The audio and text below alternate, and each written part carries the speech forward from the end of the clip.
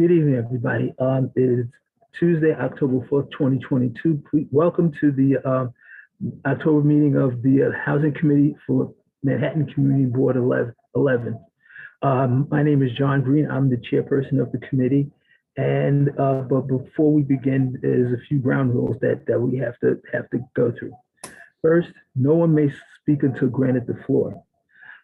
Community board members, if you have a question about board business or need to make a motion, please raise your hand through Zoom.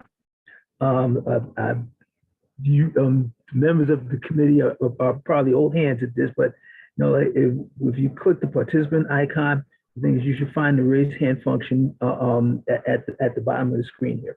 If you have any technical difficulties, please let Marlene know, and she'll do her best to assist you. The chat function should not be used for community board business. If there's anything if you need anything like a contact number or an email from someone who is basically giving information during the meeting, using the chat is fine.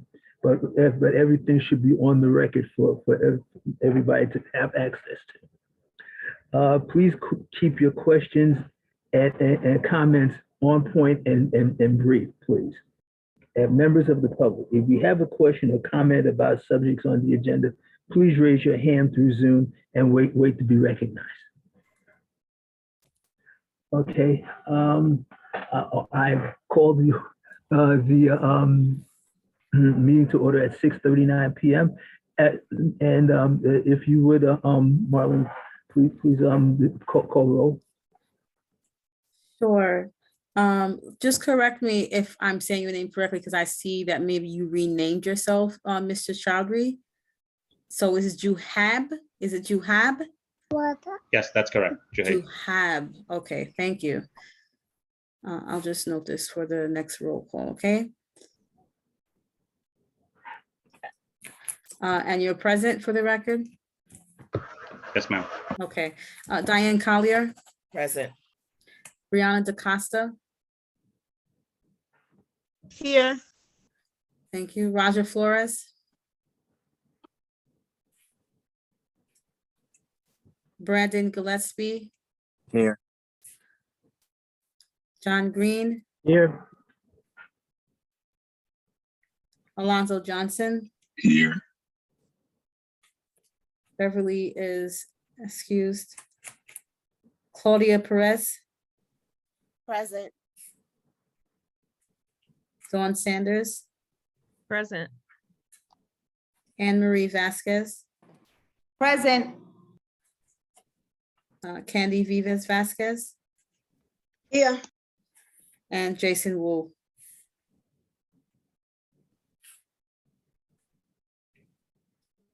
You have a quorum, John. Okay, thank you, Marlene. The agenda was sent to the committee members and is available on our website. So if there are no objections, the agenda can be adopted. Are there any objections? Seeing no raised hands, the agenda has been adopted. The minutes for June and September have been submitted, and if there are no objections from the committee, the minutes for June and September will be adopted. Are there any objections? Seeing no hands up, the minutes for the June and September meetings are adopted.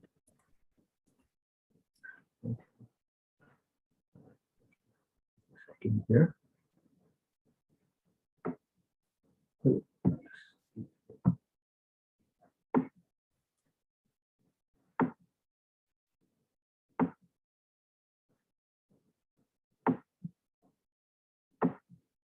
Oh, sorry. Mayor Adams issued an executive emergency order. Excuse me.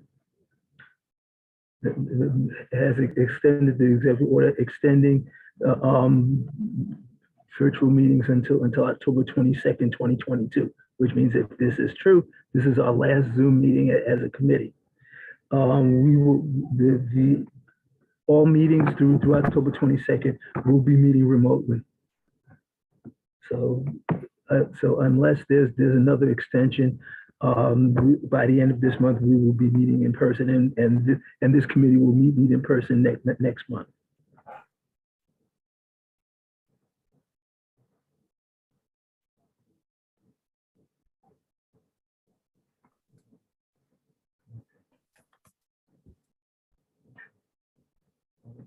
Are there any comments from the committee?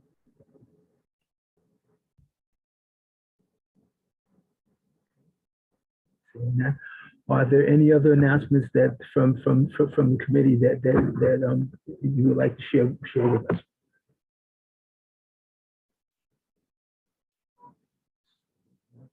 Are there any announcements from the public that anyone would like to make?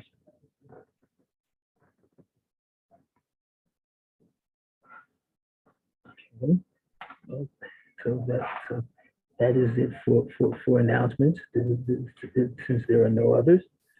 There are no informational updates from me, at least, but are there any informational updates from the committee? Seeing no hands raised. Are there any informational updates from the public?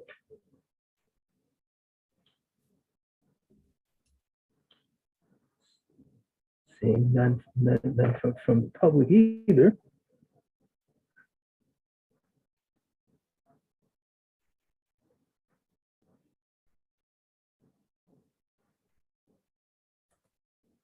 Okay, so I guess we can go on. Yes, here it is.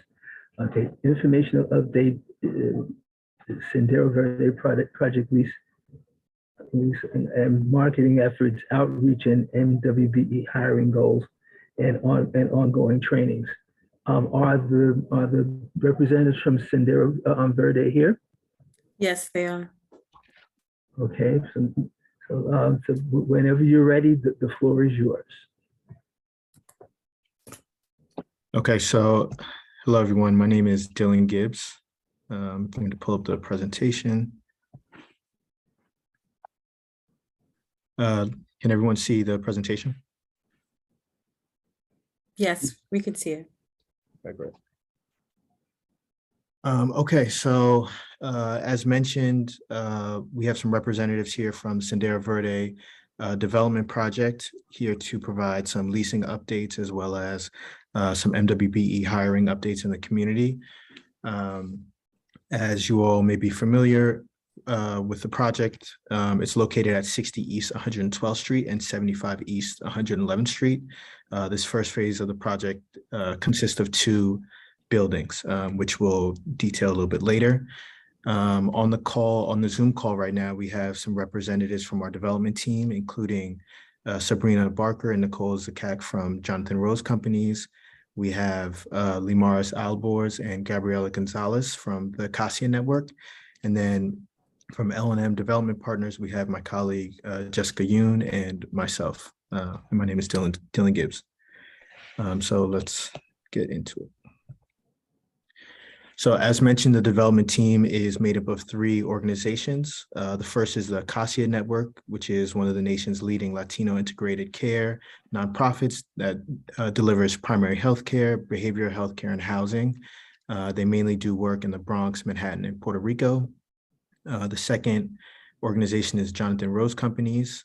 Jonathan Rose Companies is a leading developer and investor in sustainable, affordable, and mixed income multifamily real estate. And the third organization is L&M Development Partners, who is also a leading developer in quality, affordable, mixed income, and market rate housing.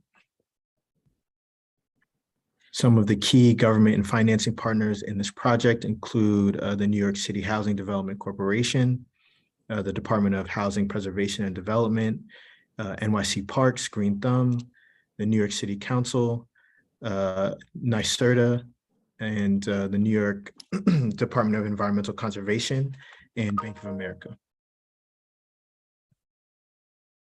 Other key members of the project include the main project architect, Handel Architects, the general contractor, L&M Builders Group, the property management group, Rose Community Management, our marketing agent is CNC, and the social services provider is Promesa Inc.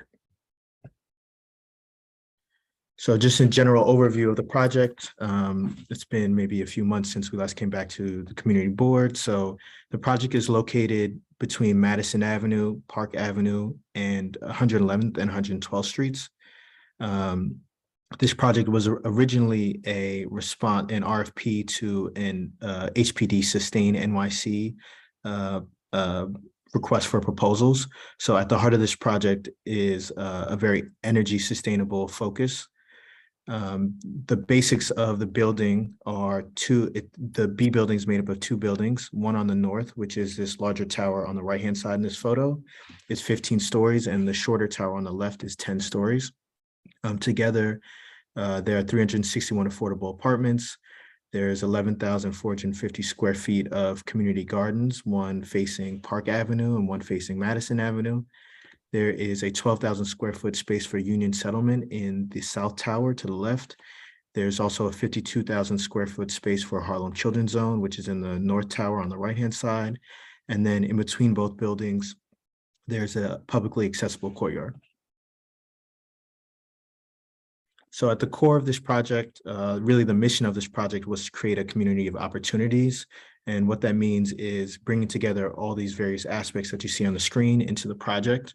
While they're all vitally important, I think just to highlight a few of them, we wanted this project to be in a walkable and transit-oriented neighborhood.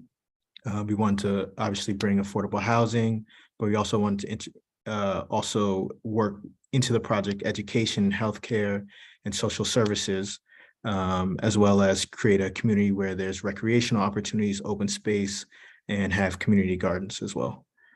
So as we go through the presentation, I think you'll see that we really did our best to deliver that.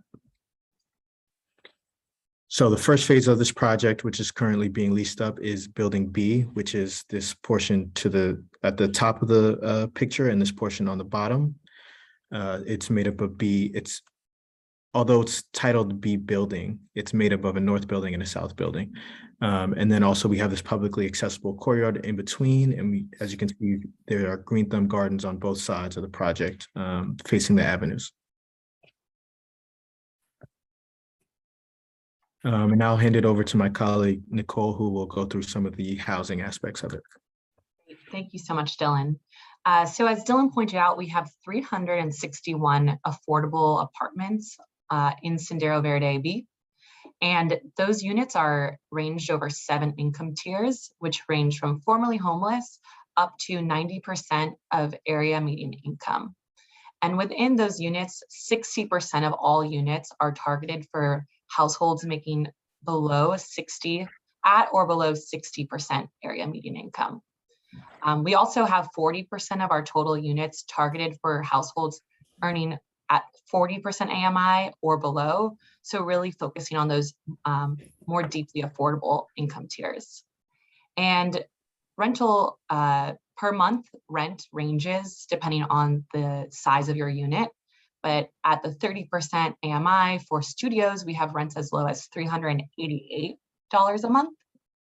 And they range to 3 bedrooms at 90% AMI, which go up to $2,500.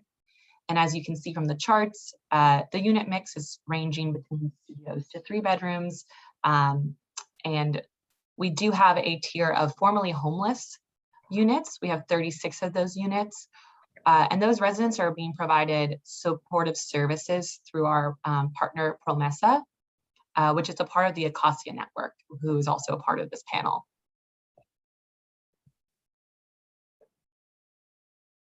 So one thing really unique about this project is it is Passive House certified. And as of yesterday, we're actually the largest passive house in all continents besides for Europe. And what that means is it creates a really sustainable community, both at a community level, but then it really directly impacts our residents. So some of the passive house features includes lowering the operating cost and keeping our heating and cooling within our envelope, which means lower utility costs also for our residents. It also requires triple pane windows to keep the heating cooling in, which allows for a very quiet apartment and reduces the sound that comes into our units. And Passive House, beyond some of the envelope requirements, we also have really state-of-the-art systems that filter fresh air into the apartments throughout the day. And then some of the photos that you see to the right actually shows you the typical finish and kind of feel of these these units. So we're really proud to have all stainless steel apartments in each kitchen, including fridge, stove, range, and dishwasher. And we also have free Wi-Fi for all residents within our community and at each unit and amenity space. So speaking of those amenity spaces, here are some renderings of our typical community room. So each of the buildings, the north and the south building, has their own separate amenity suite, which includes community rooms, fitness centers, laundry rooms, a computer lounge and library space, as well as outdoor terraces. And then each building on the ground floor has package concierge, property management offices, and the north building has a large supportive services office suite, which is where the Promesa team operates out of. So the project is officially in lease up, and we completed our lottery in December, and it ran until the end of February, and we actually received 72,000 applicants for the 361 units. Of that, 700 of the 72,000 applicants, our lease-up team, CNC, has identified 209 of those households and are currently in the process of verifying their paperwork to submit it to HDC for file approval. Of the identified households, 151 are CB11 households, and the entire community has a 50% set aside or preference for CB11 residents. And as of today, you can see we have 58 signed leases. Of those, 17 are formerly homeless residents that are being referred through Promesa. The rest, which is 41, are actually all CB11 households. And you can see listed the different income tiers each of those signed leases are associated with. So it's spread between the 90s to the 30% AMI. And the lease-up process is continuing very quickly. We already have 31 additional approved households who are pending lease signings. So with that, I'll pass it over to the Acacia team to speak about our community engagement on Sendero. Buenas noches, good evening. I'm also going to introduce the newest Sendero Verde team member, Lady, my dog, who doesn't want to leave me while I do this presentation. And community board members, thank you for allowing us to be part of this presentation. I have to say that for Acacia, it has been an honor to be part of this joint venture, and that what Jonathan Rose and L&M said they were going to do a couple of years ago is exactly what they have done throughout the construction process. So I cannot wait to see all the families from East Island moving into a beautiful building that have been truly designed with the utmost care for the community. And with that said, some of the things that we wanted to contribute to this joint venture was the community engagement. So what you have in these PowerPoint presentations are numbers that we presented before, but we want to reaffirm what the team have done. So you can see there the amount of outreach that we have done to community members, including community organizations, local businesses, banking institutions, community residents, which is something that we're part of doing with the joint venture, NYSHA, local supermarkets, and we also have spreading the word with you, Community Board 11, and also with, we have reached out to 66 community-based organizations. We have done a lot of e-blast. Gabriela, who is our Acacia Communications Department, one woman show, has done a lot of newsletters introducing the project to the community. And we also have done a lot of advertisement in the neighborhood. And these are numbers that we presented to you before, and they're numbers that we wanted to reaffirm to you tonight. Next slide, please. And there you have what we have done to make a contribution and reach out to MWBE or businesses. We have about 29 total awards. You have the breakdown there. And we also have the training and the local hiring, which I would be remiss if I don't remind the board, the community board 11, that this was something that you challenged us to do. And at the beginning, we did not know how we were going to make it happen, but the team really came together and we were able to hire local community members to be part of the construction of this amazing project. So the numbers are there. We presented this before. We just wanted to reaffirm our commitment to what we have been doing throughout the years that this building has been under construction. Thank you. So next, we just wanted to provide some construction updates on the project. So the Park Avenue sewer is anticipated to wrap up construction on the sewer aspect of it at the end of this month. And then we anticipate that the roadway will reopen in the following weeks afterwards. So we are anticipating in November, Park Avenue will be reopened for traffic. We also wanted to provide some construction updates on the second phase of the project, which is the A building. We are anticipating construction on the A building to be complete in the spring of 2024.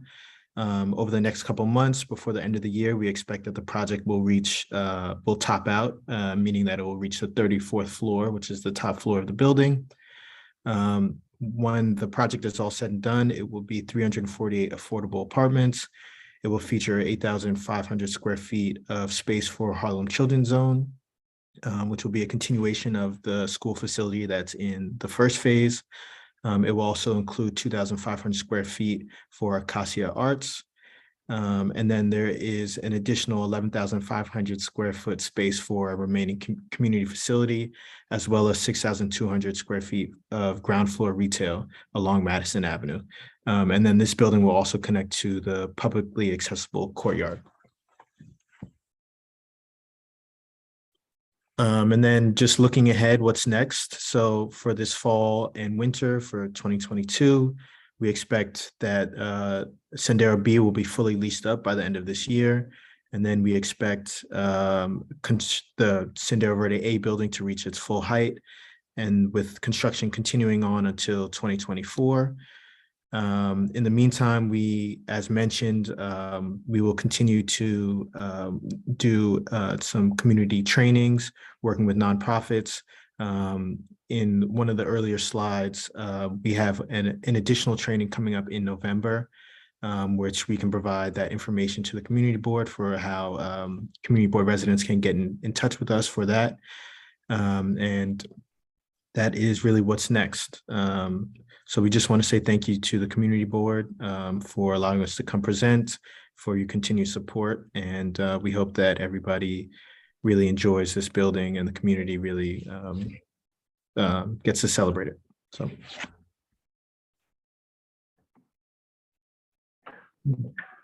Thank you very much for the updates. We truly appreciate it. Are there any questions from the committee?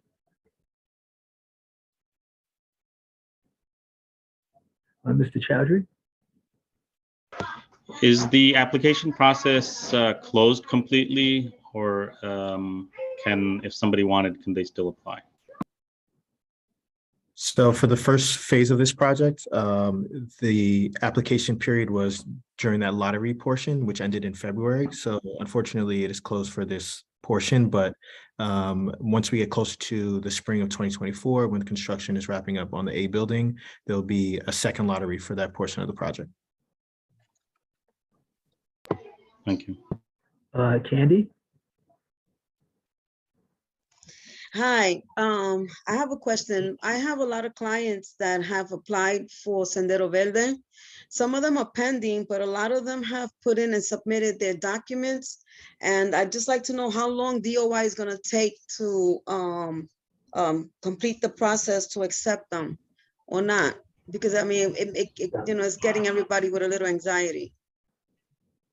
Yeah, I can take that question. So once CNC receives all the paperwork from the applicants, which it sounds like a lot of your clients have already submitted, it can take, unfortunately, up to 30 business days for it to go through the process of a background check and then to get to HDC for approval. And that is currently the time. If they're a voucher holder, it can be an additional 60 to 90 days for the agency that's issuing the voucher to then also complete their inspection and approval. Yeah, but wouldn't that then, and I'm sorry, anyone, but it's just that this is important for everyone to hear how this process is going. The problem with that is that if you're waiting those 30 days and then you wait another 30 days, wouldn't that get their documents to be stale and then you have to get new information again? Or you waiving that? So typically, most of that paperwork, once it's in the hands of HDC, no longer can go stale, and we're actually been trying our best to get it to that point. And then if paperwork is stale, there is a policy that only the specific piece of paperwork that went stale needs to get updated. And CNC, our leasing agent, is doing a great job of contacting if that's the case. But both at the agency level and then also at our leasing agent level, we are trying our best to not have that specific issue come up, which can definitely delay the process. Okay, so then the lease up, my last question, I'm sorry, guys. Nope. So on the lease up, I see that you say you've already started having people signing leases. What are the chances of the rest of the people that are on hold to be accepted, be able to get into those apartments, and not that they're going to receive a letter stating then that, oh, all our apartments have been leased up and therefore we're putting you on the wait list, only because HDC hasn't even, they haven't been processed through HDC. We can talk also offline if there's specific clients you have in mind, but were you saying that your clients are already at the process where they provide all the paperwork? Yes, and they're just waiting for you. So typically, I will say, if your client, we're at the leasing stage where if your client has been reached out to, has provided paperwork, they are in the pipeline to get approved and move into this property. I'll say it's always case by case, but that's likely where they're at right now. And if they're pending HDC approval, they will likely be contacted within 20 days that it's time for a lease signing. So typically, if they've been reached out to at this point, they are in the pipeline to be approved. They're not, they're in the pipeline to be approved. And for the ones that are doing their, that have been denied and they're doing their appeals? Yeah, so this is getting to a little more technical piece, but if they've appealed, typically there's, I believe, a 3 to 5 week period where they can have that appeal process, and it will depend where they are in that process. But if the appeal goes through, they are guaranteed their original spot in the lease up pipeline. So they wouldn't have lost their position to get a unit if the appeal goes through. Okay, thank you, Nicole. Yeah, no, thanks, Kelly. Dawn? Yes, thank you. And thanks for the presentation. I had two quick things. One was a question about page 13, which I think is about the MWBE participation. Though the percentages, first of all, it's always excellent to exceed the expectations, and so that is definitely something to be proud of. I just wanted to understand, let's see, the 29 total awards, 12 MWB, 12 MBE, and 17 WBE.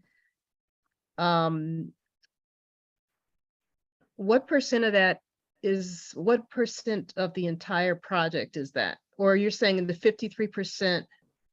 Okay, I see half minority, roughly half women owned. What percentage of the entire project is that? Or? Yeah, I can take that. Jonathan, do you want to take that, or you want to give them the raw data so she can see it? To pull up that specific slide, Lamaris, is that what you're thinking? I can pull the slide back up if that helps. Yeah, Yeah. maybe if it's helpful, I think that goal of 18.6 million is the goal that we set kind of together with HPD. We've been able to exceed it, fortunately, through a lot of efforts of our contracting team at 32 million. The total construction value of this first phase building is about 150 million. And then there are other development costs on top of that, like financing costs and soft costs. But the construction value is about 150. Okay, thank you. And my second question is, do you, because I know last time you were with us, we talked about making sure, or how close can we get to the occupancy reflecting the true diversity of this area? Because this area has become very diverse in terms of, you know, pretty good representation by African American, Latino, and you know, growing Asian populations, growing Eastern European populations. And so sometimes the process of community engagement doesn't touch all of those groups equally. So I'm just curious, do you have some idea of whether or not your occupants are going to reflect the types of people who, all the types of people who live in this community, or any thoughts on that? Or how do you measure the success of making sure that you have a diverse occupancy group?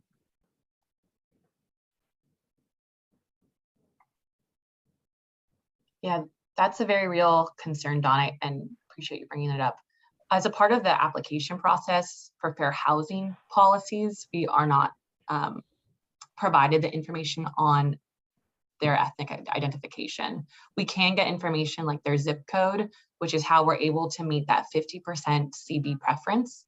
So that hopefully with that, at least with the preference for 50% of the units to be assigned with CB11 residents, it's a true representation of, you know, or it helps to represent the community that's existing within CB11. Beyond, you know, specific data analysis, I think we don't have the ability to pull that kind of information as it currently stands. However, with outreach, we really try to make quite local to the specific zip code in which we're operating in. So bus ads, we had subway ads. So it was, and we also released our lottery posting in local neighborhood newsletters so that that information could reach the type of population we were trying to have it be accessed by. And so like the 66 organizations you reached out to, and I also saw NYCHA, how were there any flyers distributed at NYCHA or any TA meetings or any of the organizations? I know there were some organizations interested that were helping with like recidivism. And so some of those organizations target populations. Any of that kind of grassroots? Yeah, so the 66 organizations, we actually worked in tandem with CB11 to put together that list and distribute information to those organizations. So I think hopefully through that we reached the right, I guess, representation within the neighborhood. I also just wanted to add on top of the actual residents, I think in terms of the other uses that we have in the project, like Harlem Children's Zone and Union Settlement, I think we also were hoping to really reflect some organizations that were already in the community as well. Thank you, because those are very inclusive organizations. So hopefully we were able to make that a equal opportunity. But thank you so much. Thanks for answering those questions. No problem. Ms. Vasquez? Hello.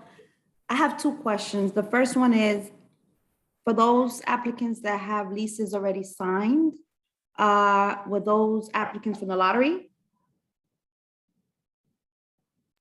So all applicants came through the lottery process. Okay, thank you. And the second one is, I noticed that the difference between the first building and the second building income requirements and the rent to be paid is almost doubled or way more. Is the reason why? Is it because the second building, the apartments are constructed different, the appliances are like, why is there a difference in two buildings in the same project?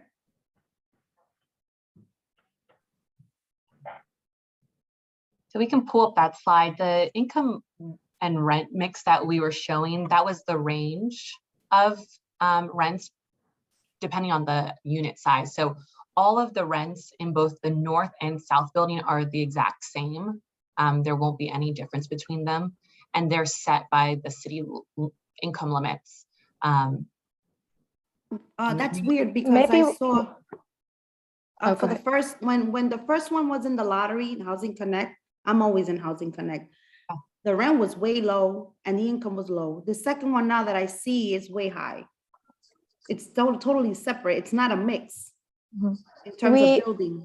Our second phase is not yet in the Housing Connect lottery. It's still under No, but construction. I saw the somewhere. I have to look at that flyer. I saw the requirements. I don't know where, but I did, and it was way different. It was more. I understand it's a mix, but I didn't see the mix in the first one. Yeah. I think the first phase, which is kind of shown on this slide, which is the building that is leasing up, it's rents depend on the unit size as well as the household income. So for example, a 30% of my household is only paying $662 for a 3-bedroom apartment. But in this same building for the exact type of 3-bedroom unit, the highest income households, the 90%, are paying $2,500. So I don't know if, let us know if we're kind of missing some of the nuance of what you saw, but on any published flyers, it will show kind of all of them, the apartments available for every income tier. And it is a very, large range. Yeah, I see it here, but for some reason I saw it separately. I will look for it. Thank you. Xavier? Real quick, we'll let Claudia go and then I'll speak. Okay, Ms. Perez? Good evening, everyone. I'd like to know, were there any Section 3 hires in this development? I'll take that. I think Section 3 usually comes with HUD contracts, and we did not have any Section 3 tracking, as there wasn't that kind of federal funding here. Okay, so who is the management corporation for this development? The property management organization? Yes. Yeah, that's Rose Community Management, which is an affiliate of Jonathan Rose Companies. Okay, do we know how many permanent hires we obtained from this with the organizations that did the hiring? Yeah, so for permanent hires within the property management staff, we have the Promesa office, which has about 5 to 8 people. And then RCM, Rose Community Management, has another 5 to 8 people. And then there will be permanent hires associated with Union Settlement, Harlem Children's Zone. So those will also have permanent hires associated with them. We don't have those exact figures. There will be some. I would also like to make a suggestion, due to the fact of COVID and everybody coming back, when it comes to NYCHA, one of the best ways to get to the residents is to go through the resident councils. That's just a suggestion, because the meetings are starting up and we happen to be in contact with the residents on a daily basis, so we can get like a feel of what the opportunities needed for the residents are. That's a really great suggestion, Claudia. Thanks for flagging that to the team. Okay, thank you. Xavier? Hi, evening, everyone. Sorry, I'm just helping manage the kids with nighttime activities, getting ready for bed, but I wanted to speak out and just say that this is one of those few instances where everyone has come together and really gone for a win-win scenario. I think we probably, when this project at inception came before land use, we probably had almost a dozen meetings going back and forth and taking on the feedback from our board and working together to find tenable pathways towards equity and inclusion when it comes to housing in our neighborhood. And I know we're only through this first phase, and there've been a lot of great questions, and I appreciate everyone here on the meeting with the update being willing to go and chase things down and follow up with the applications with local residents. I think it's important to just say that like this has been a long time coming, and I think it's going to set a precedence that we can make successes when it comes to affordability and long-term benefaction for our community. So I just want to say thank you to everyone, and we look forward to the future update when you come. And you've had a lot of great suggestions from our committee members, and thank you for being willing to take that on board and take it offline and work together towards putting the rungs back in the ladder. So thank you. Thank you, Xavier. Are there any other questions from the committee? It looks like there's a question from Beverly. Ms. McFarland? Yes, good evening. My name is Beverly McFarland. I am the resident council president for Taft Houses, which is adjacent to this project. Never heard anything from anyone in terms of any hiring opportunities or anything. I have residents that is constantly ask me about the application process. Did they start calling? Are they renting, leasing? Nothing. Even including my son that I put in I personally, because we couldn't get on Housing Connect, I send a paper application in and still have yet to hear anything. So I'm hoping that when you say 50% preference into this community, is just it doesn't really seem that way to me, because I'm adjacent, and some of my residents would have loved the opportunity to have a chance to go into a luxury building from, to have a step up from the NYCHA apartment now to this building that we're looking at across the street from our homes.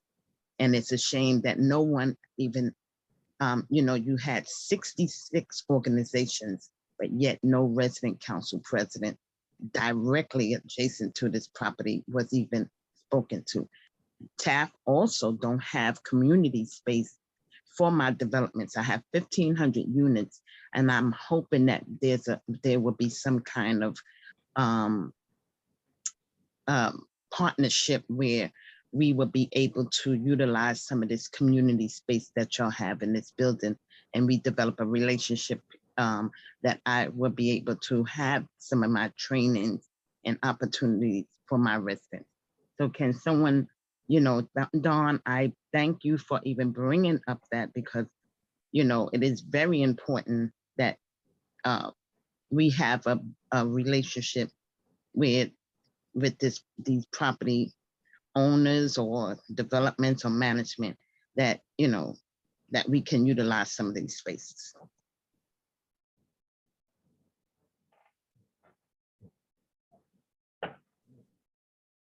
Thank you, Ms. McFarland. Are there any other questions from the public or the committee? Well, it really wasn't a question. I asked, I wanted someone to answer why if it was 50% preference that went to CB11, why none of them came out of Taft Houses? That was a question. Yeah, Beverly, I can hit that. I can take that one. So were you saying that you had some applicants within CB11 who applied via paper or through the lottery that haven't been contacted yet? Correct. Okay, that could add up with the process in terms of the lottery log.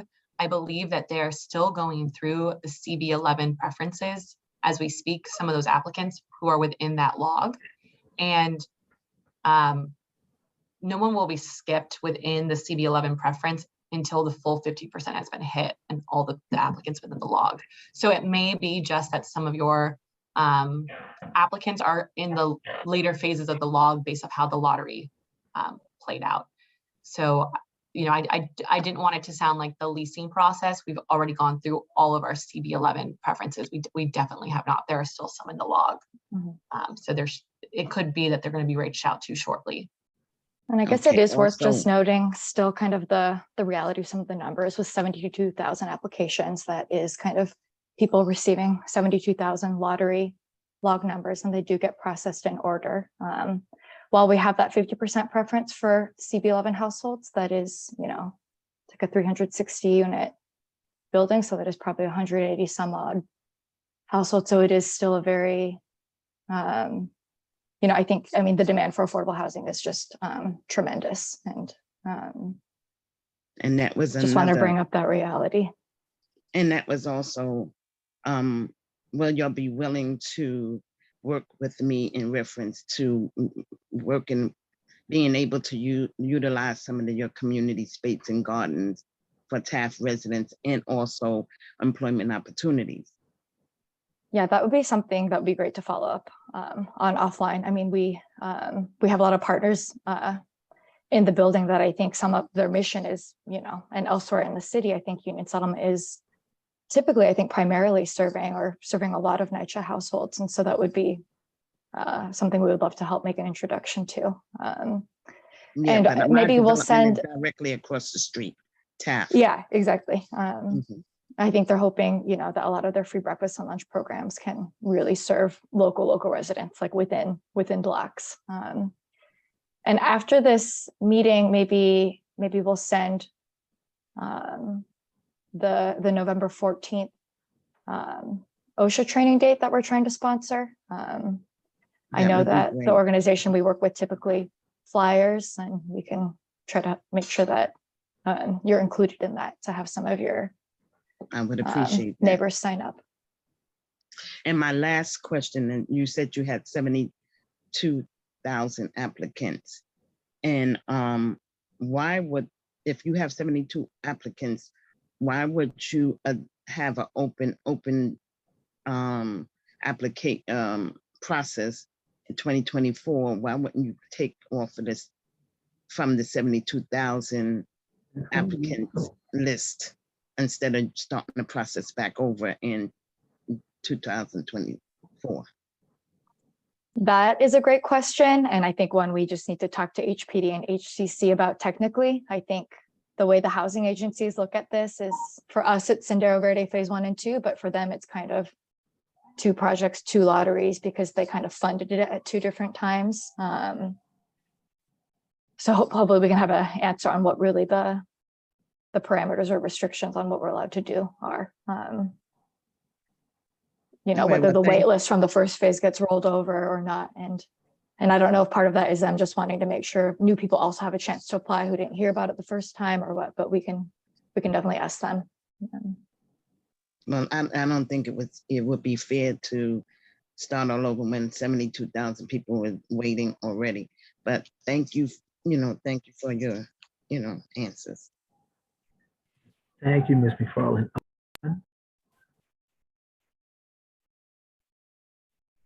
John, did you say I could say Yes. something? Oh, Yes, okay. ma'am. Yes. So I had raised my hand before because I did want to emphasize and kind of like double down on what Ms. McFarland is saying about partnering with and recognizing the NYCHA developments that are in our community. You know, our NYCHA residents make up a really large percent of our community, and many households larger than 3 bedrooms that are upwardly mobile. And it is true that in the past, a lot of these projects have not seemed to reach across the street and pull neighbors in. So I would definitely strongly suggest that you partner with NYCHA. There's a lot of goodwill that can go in both directions. I think one thing that Dream Charter did well on 104th, and again, I'm not at Washington, so I can't speak for the residents there, but they were really solid about, they had some of their meetings in the community center at Washington Houses, and they had very regular dialogue with the TA representation at the time. Now, this is going back many years, but that was the kind of partnership I think that was successful and very inclusive.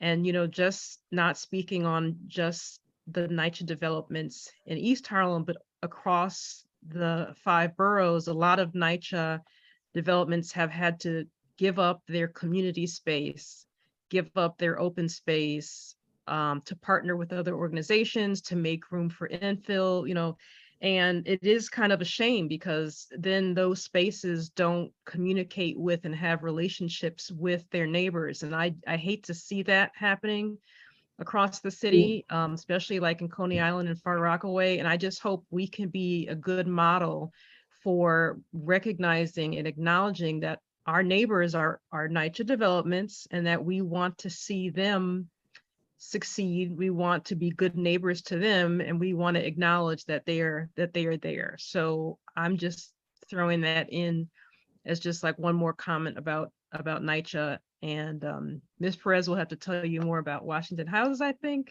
But I do think that the Dream Project did a lot well. They didn't have the pushback for being on NYCHA property that a lot of other projects have.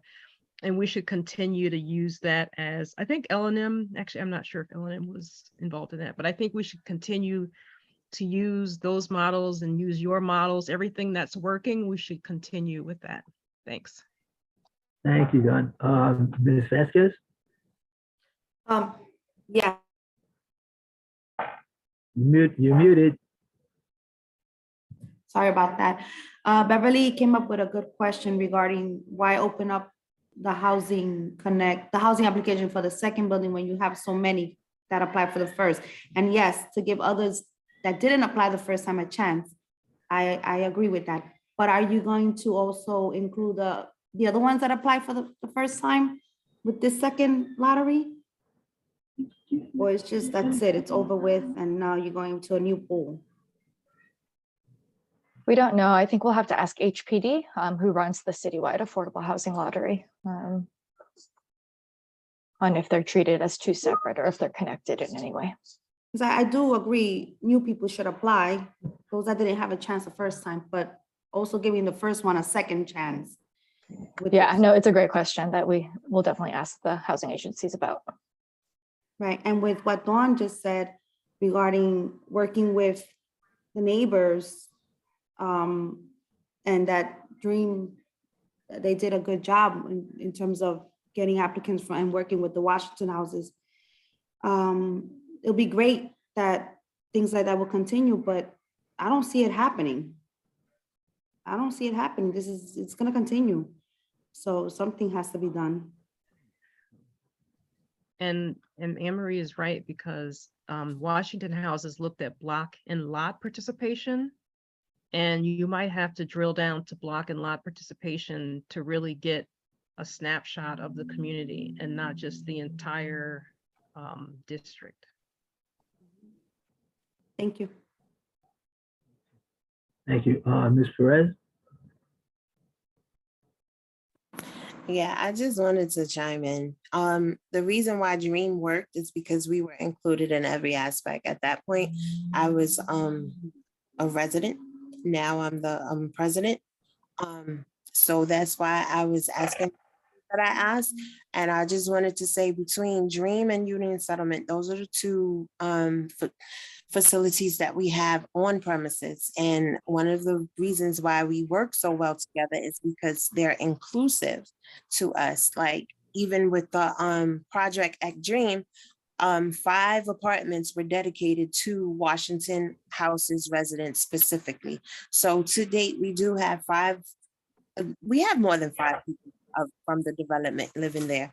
And that's one of the reasons why we didn't get much of the pushback. And why I was asking about the permanent job process is because with construction, you bring about training programs where it's not just for that particular project, but for also, they take on these permanent positions, and it's giving people an opportunity to get a job in a field in which they do become progressive in. And that's something around the entire community, not only just in this community, but multiple communities.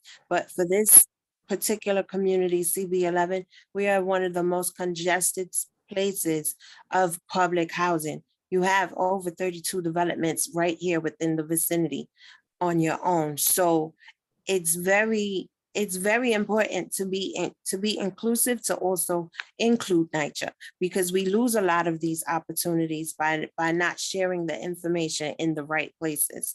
So again, like Beverly said, come to our meetings, reach out to us, because we have a plethora of resources too, because we have access to the people in which you're trying to reach on a different level than the organizations that you've reached out. We're the ones that live here, and we know the people. So again, the relationship is about inclusion, and we just want to be included because we are of the community.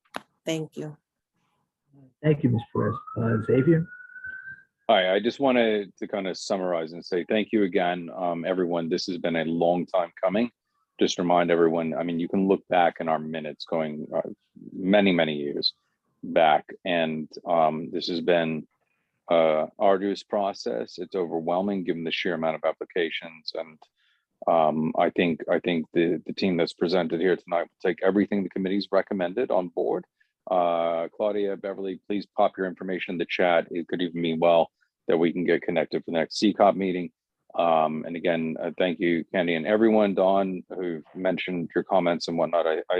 It seems like everyone's going to be very receptive.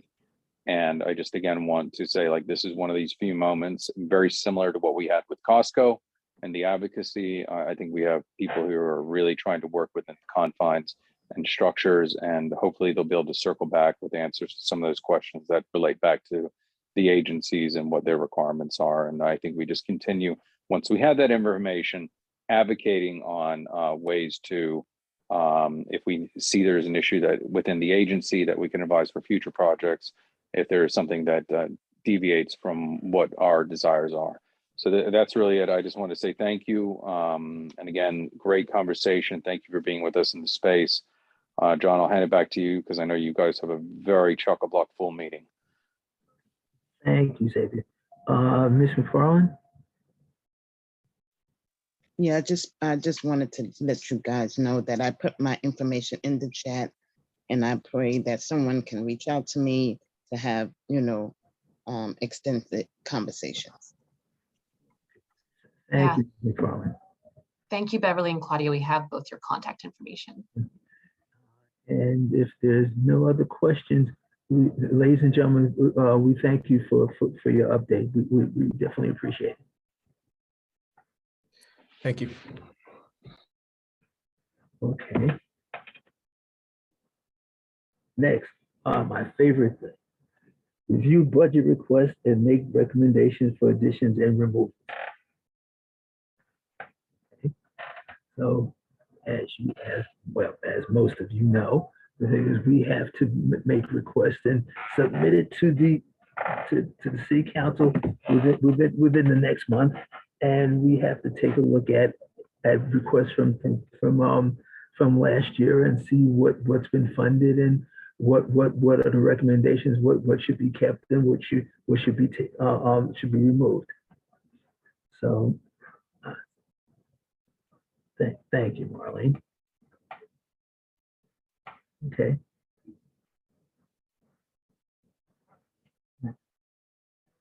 Okay. Just I have a. I'm going to stop the transcript from happening because it's blocking me from choosing your slide, okay? Oh, okay, Marlene. Let's see.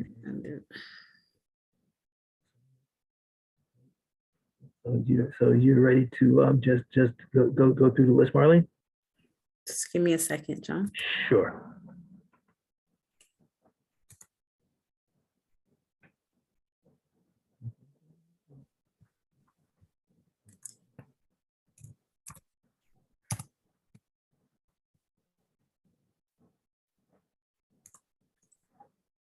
Okay, here's your committee. Okay, so just to you all know, you didn't go through each budget request This committee didn't do that last month. You said you would do that this month. So the same thing happened last budget cycle for you all. The Right. staff gave recommendations, so the same thing happened this year. The only different thing that happened is it's just something new that, you know, the staff is suggesting that the committee try out because, you know, just on a, like the board as a whole, all the committee work goes to, for the budget, goes to the district needs and budget committee. That meeting happens on the 13th of this month. And they will rank each budget request from each committee, high, medium, and low priority. So we're saying to assist that committee, when you choose to keep, revise, or add a budget request, you rank it.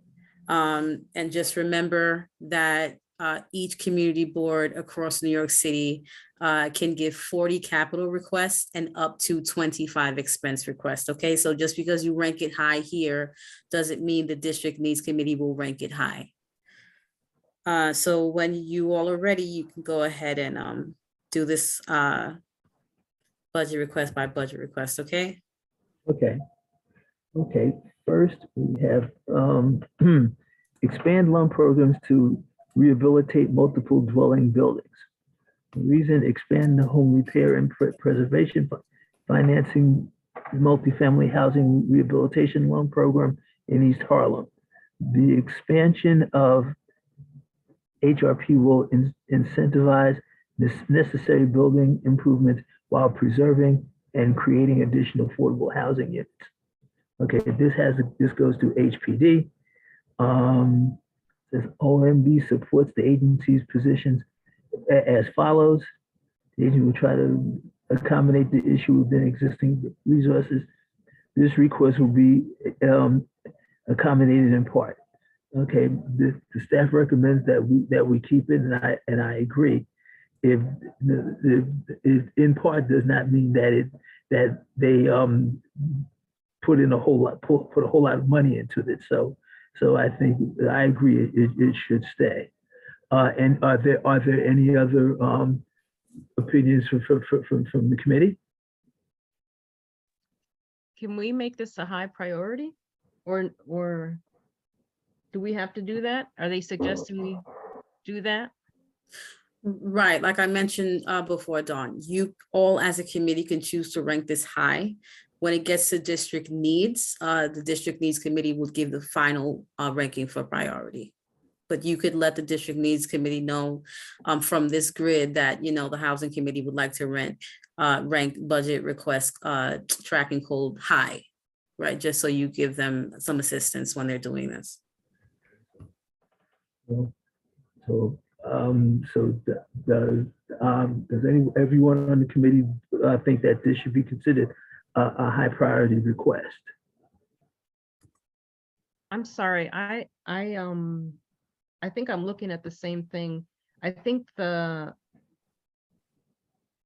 extremely low and low income for me is the one I meant to endorse as a high, because I just think sometimes the income requirements are too, they're not geared towards people maybe trying to come out of NYCHA, or, you know, or am I wrong? I don't know. I didn't want to say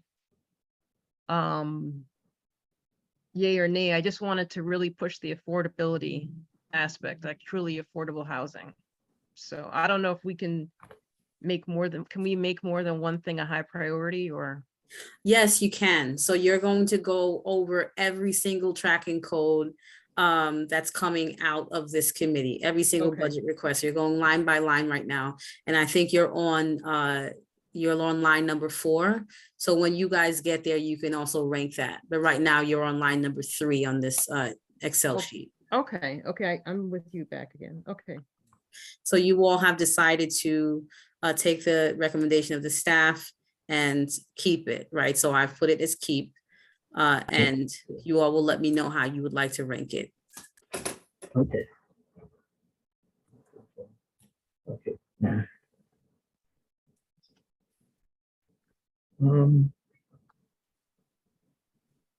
Well, I think it should be a high priority because it's it promotes creation of new housing, which this community desperately needs, which actually the whole city desperately needs. And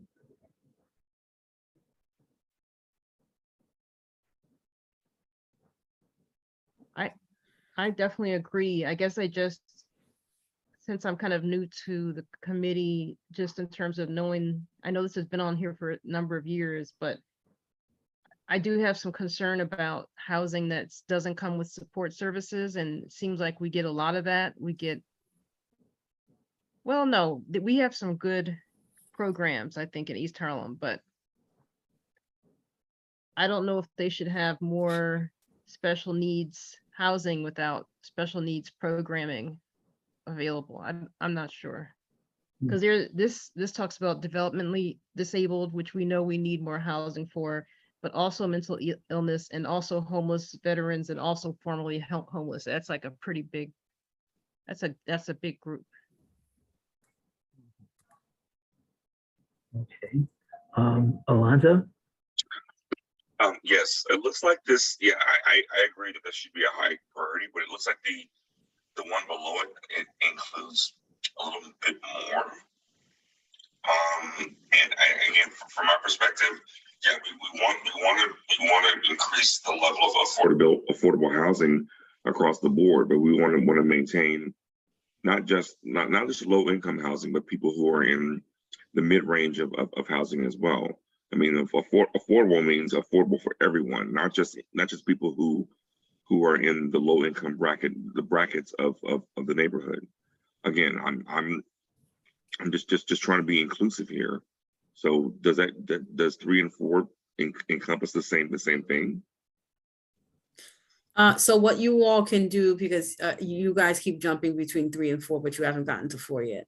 So John, if you would like, you could discuss number 4 and then choose to combine those two budget requests, or you could stay on number 3 and decide number 3. If you would like to revise the reasoning, right? So I'm gonna just go like that.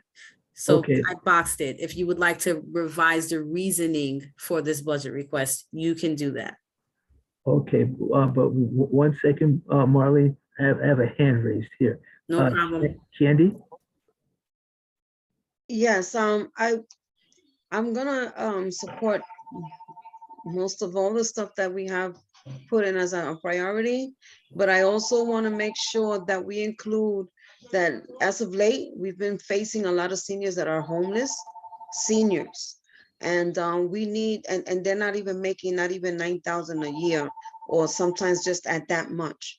You know, there has to be some type of a subsidy program. Something has to be given. And if we don't raise the issue and advocate strongly about it, I'm for all mixed income, because everybody has a right to have a place to live, especially, you know, people with mixed income, middle income and all. But there is a high percentage of, definitely last month alone, I was taking care of seniors that were homeless. And that's devastating to me, because I haven't seen that much like that, you know, and they can't even afford to not even put a profile in Housing Connect, because it's just no income for them to qualify for, to be eligible for not even one apartment. So we need to keep that in mind, that even though I understand about the whole development, trust me, I know all of that, but I just feel we have to advocate stronger and louder, because I mean, there's individuals that are just like the seniors, only making $9,000 a year or 10,000. That's not enough, and therefore they find themselves still living in a shelter. So we need to, I don't know. I just know that we need to add that in somewhere, you know, within the budget request.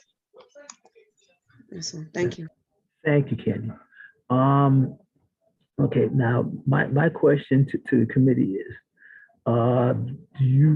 would you like to just mark, stay on the first request and prioritize it, or make it high priority, or whatever we want, or do you want, or should we go to the next request and try to combine it in some way?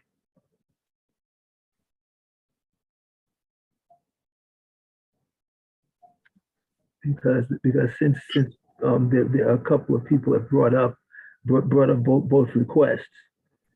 Well, I'm looking at a different request because I was looking at the provide more housing for special needs, but now we're down to expand loan programs, right? But that was the first request. The first one was provide more housing for special needs, right? Like I have this item that's in yellow, I have that. Well, I believe line 3 was the first request made by this committee. Am I correct, Marlene? Yes, it's the first request for this committee. Okay, so that's what we were concentrating on. All right. So I apologize for even bring that up. So let's just keep it as line 3, and everyone vote on the allowing the suggestion of the office to move forward with line 3 only. That's what I suggest. Mm-hmm. Okay, thank you, Alonzo. Okay, now, going back to this, the staff has recommended that this request stays on the list. Now, does everyone agree?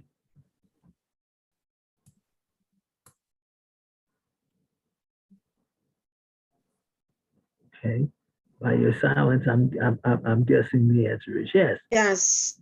Yes. Okay.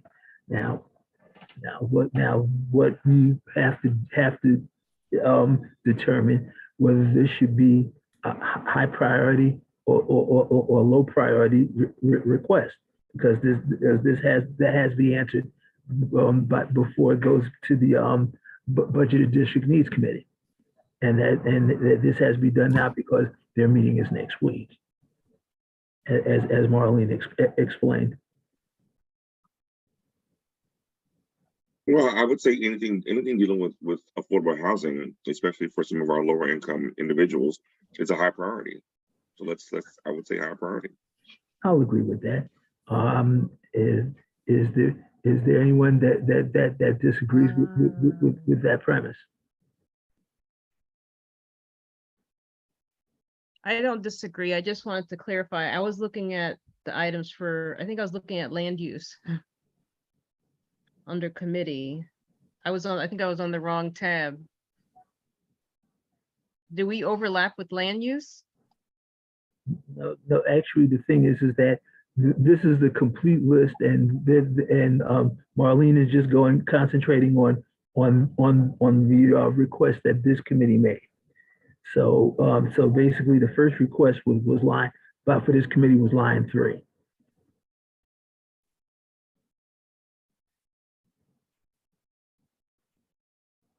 Okay, so we feel that this should be a high priority request.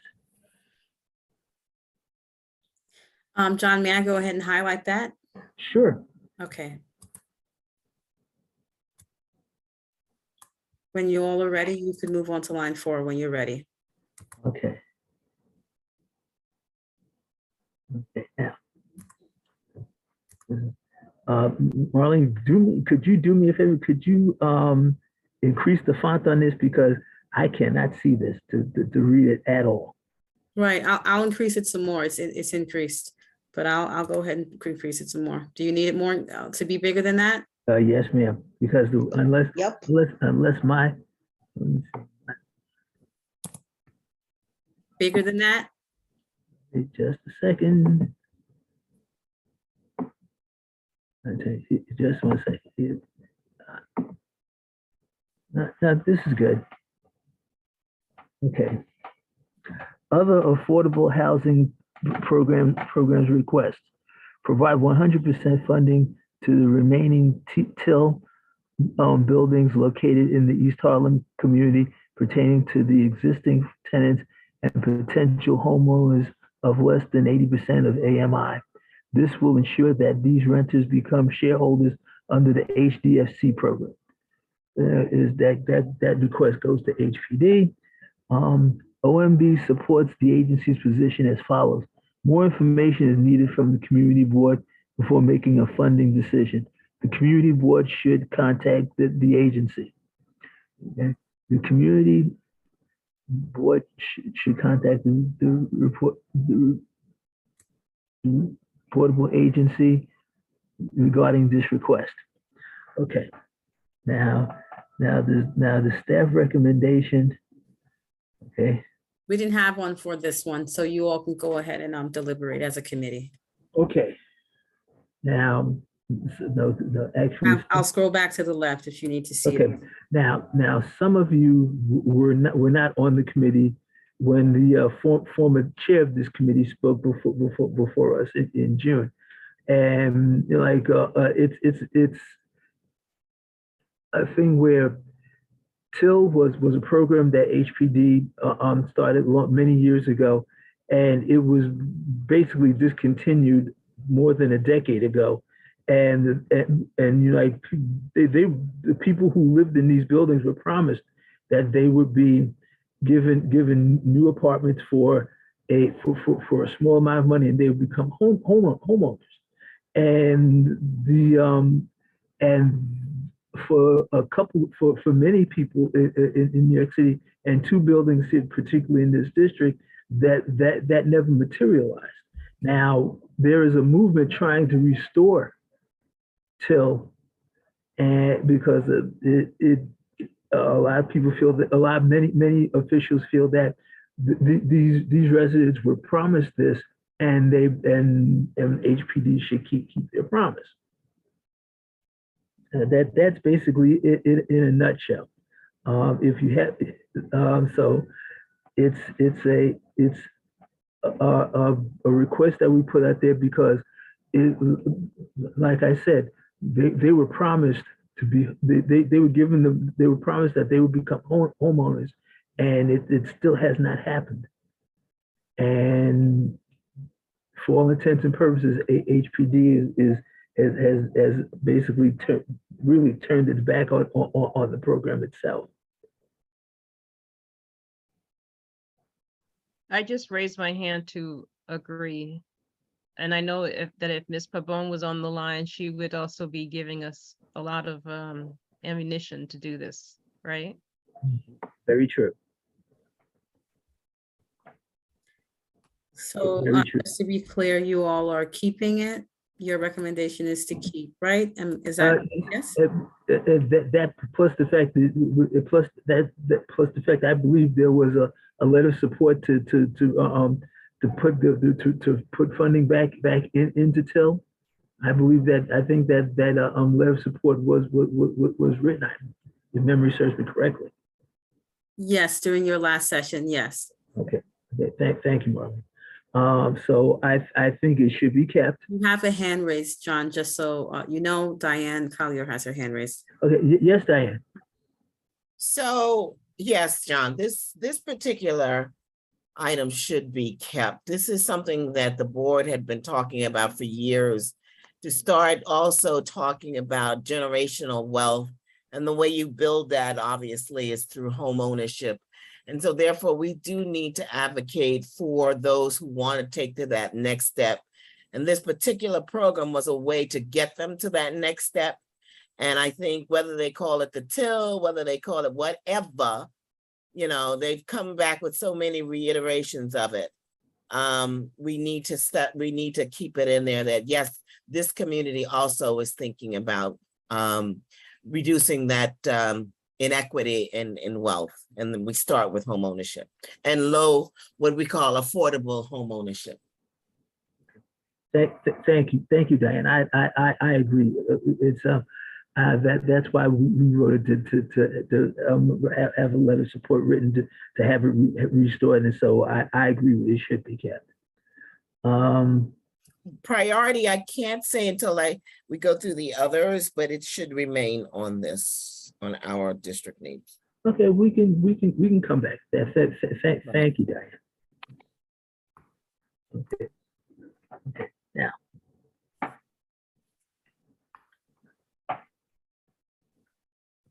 Okay. Just to reiterate, you are all keeping this and going back to line 4, right? You're gonna revisit this after you're done for the ranking? We'll revisit it to determine priority. I understand that. After you've gone through all the budget requests, you're gonna go back to line 4, Yes, right? ma'am. Yes, ma'am. Okay. So is it okay if I move to line 5 for you all? Yes, please. Okay. So like this. Okay.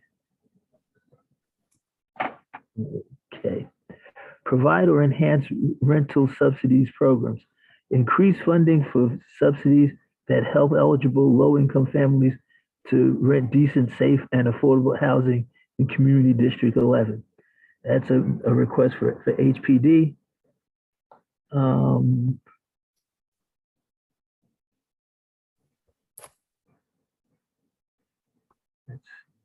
Are you on line 5, John, what I have highlighted?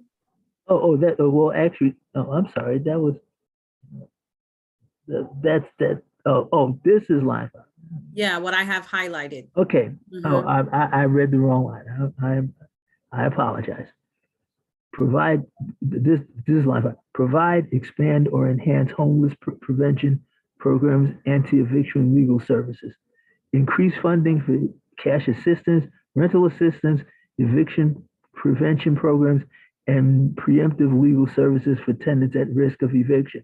These services are especially vital as we approach January 15, 2022, which marks the end of the New York State COVID-19 emergency eviction moratorium.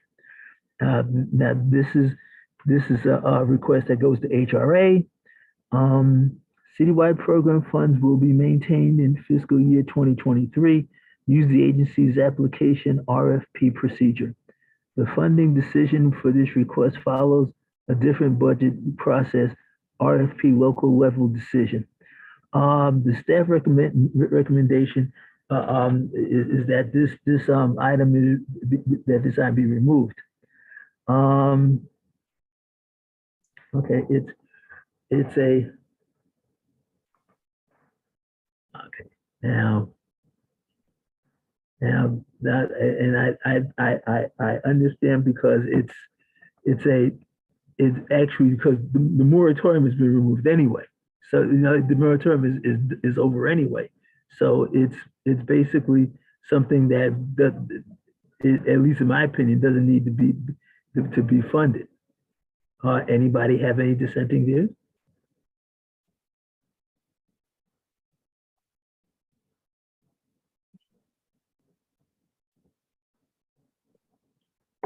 No.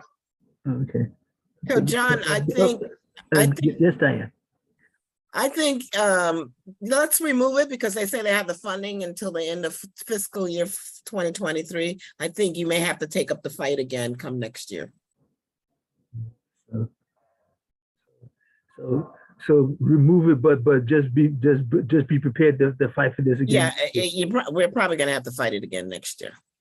Because it's saying to you they've got the funding complete, blah, blah, blah, blah. So I think that's why everyone, the staff said, let's remove it because they realized once that's gone, then we got to start the fight again and have it back on the.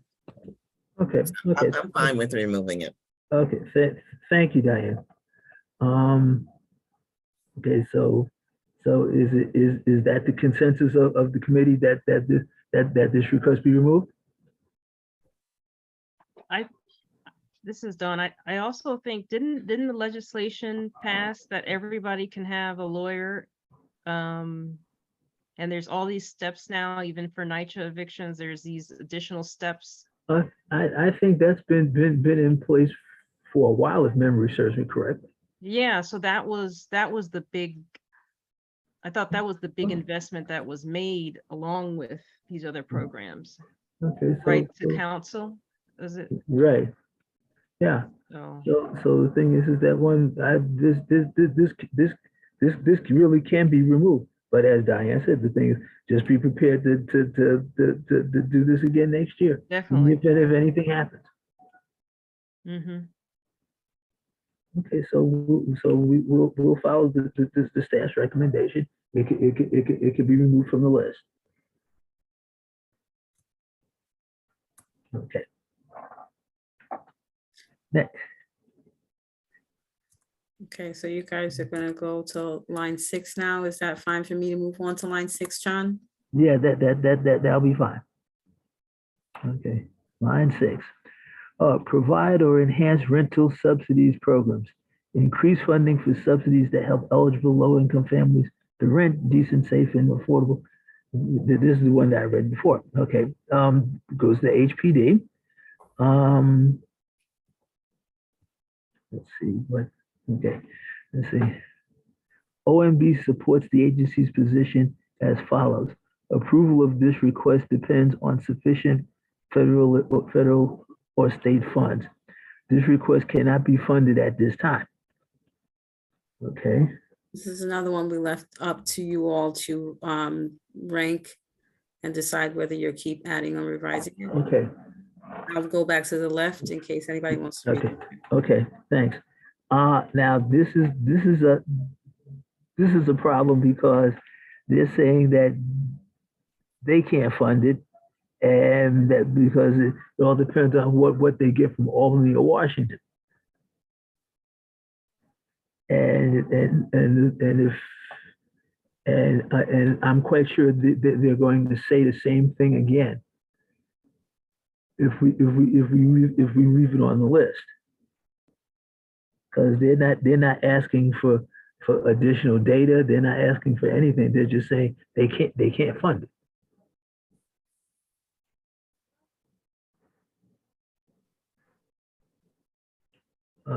And any opinions, any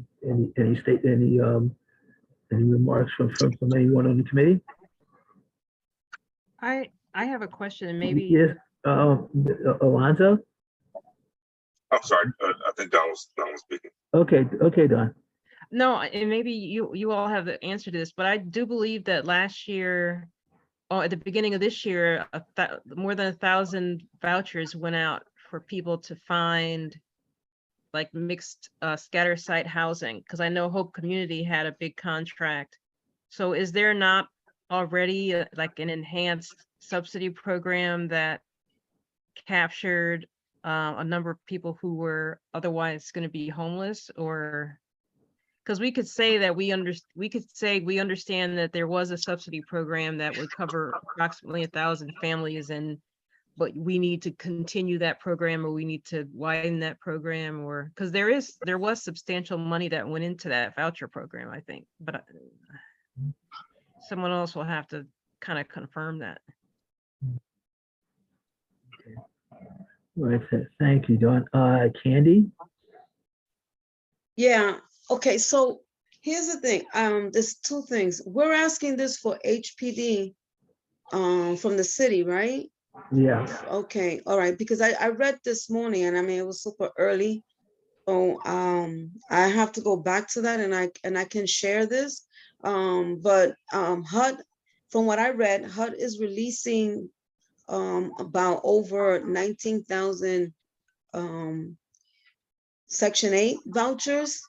They're reopening again because it's been like over 20 years that they haven't released any, and they realized the crisis that affordable housing is in right now, with a lot of people not being able to afford the rents these days, or even trying to find a decent home. But even now, with this increased funding for subsidies that can help the eligible income for families to rent, this is what we're facing is really a big challenge. There's a lot of people warehousing their apartments, a lot of people that have these vouchers are ready to go, but no one is renting to them right now. Everything is a wait list. Right now, if you have a voucher, try and go and look for an apartment right now at this moment. Even the ones that are privately owned, they're still rejecting them. As much as they're saying is discrimination, is against the law and everything, they're doing it outright. Nothing is being done. No one is being penalized at all. Even if you discuss it and bring it up, it's still outright discrimination being done. And it's being done on purpose. A lot of people are stating they don't want those people in their building. They feel that they're not going to pay their portion of the rent. It's going to be a hassle to move them out. It's a whole bunch of red tape that they don't want in their building. They don't want that problem. And it's not fair to the ones that will actually take care of their apartment and be responsible to pay the rent. But you know what? Everybody is in the vacuum. So we really have to figure out a way that, this is like the elephant in the room. And no one really wants to talk about it. When you start to talk about it, at least I do, I get cut short fast. But this is the reality when you're dealing with people in reality and boots on the ground, so we have to really either have a conversation with all policyholders, the ones that are making these housing policies. All right, we can be talking all the way to the nighttime to midnight about making all these changes and requests, but we need to really bring in these people that have policymakers along with us as stakeholders, okay, and just come up with a better plan, a better solution, because these vouchers are not helping the families that are actually looking for an apartment or even trying to get out the shelter. They can't. They're still on a wait list. Everything is a hold. So we need to come up with a better plan on how we can get not just only increasing the funding that is adequate to the regular housing that we have right now, and especially not since there's been an increase in the rent stabilized apartments, but it's just that the reality is that you can have these vouchers, and some people, they have 2 and 3 months because they come with expiration dates too. And then they're constantly extending their voucher. But guess what? If they don't find an apartment by the time that voucher expires, then they lose out too. So it's a catch-22 going on here. We really have to focus on how this is happening, but it needs to start with policy. Okay, I don't know how else no enforcement is being done. And it's very frustrating, and it's heartbreaking. I just want to let you know about this whole, we could have the subsidies improved, but we need to have apartments available, Thank you, Candy. It seems like it's back to where before federal legislation was passed almost 60 years ago, and that's a shame. Diane? So I hear what Candy is saying about enforcement of the rental subsidies, but to your question about whether or not we should keep it on our district needs, I would say yes. And my reasoning for that is because when and if this board to speak to our federal as well as our state representatives, we can point out that this was a priority and that clearly we were directed back to the state and the federal government to talk more about how we can make that happen. Thank you, Diane. Alonzo? I completely agree with Diane. I'm bringing it back to the question at hand about line number 6. Yes, I understand the need for subsidies and for asking people to accept the vouchers, but it doesn't hurt to ask for more when it becomes when the apartment market allows for more vouchers to be accepted. We need those vouchers out there so people who can use the vouchers can use them going forward. So yeah, so I would definitely, let's keep line number 6 on the docket and ask for more vouchers, because you're going to need them going forward once the market can allow it. Thank you, Alonzo. I would agree with that, because it's so hard for people to find apartments these days. And as Candy said, people who are more than willing to be responsible are suffering along with people, with everyone else, being lumped in with everyone else, with other people who are not responsible and don't take care of the apartments and fall behind in their rent, and it is really not right. So I agree. it's a request I think that should be kept.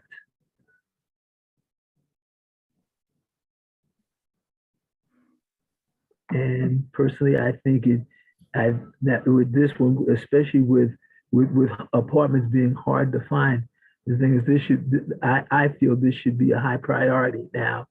Does anybody disagree with that? And because we can discuss that. I agree. 100% agree. Okay. Okay. That's a consensus with everyone else. Yes, I agree. Okay. All right. All right. So we'll keep that as a high priority, and so we can go on to the next one. Okay. Here we go. Expand programs for housing inspections to correct code violations.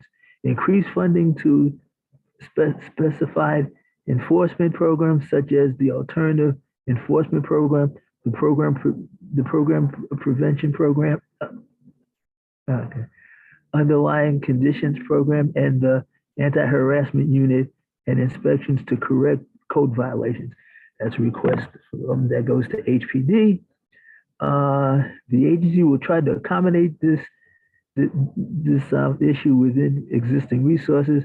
This funding for this request cannot be determined at this time. And the staff recommends that I agree, because there are so many residents within the district and within the city, for that matter, that have to, lack of a better, put up with bad conditions and they're still expected to pay their rent on time, and they're living in some cases deplorable conditions. So I agree that this should be kept. Anybody disagree?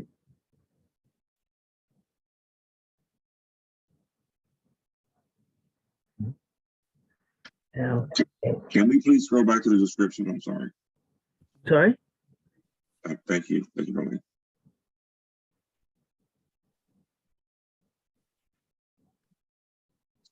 So,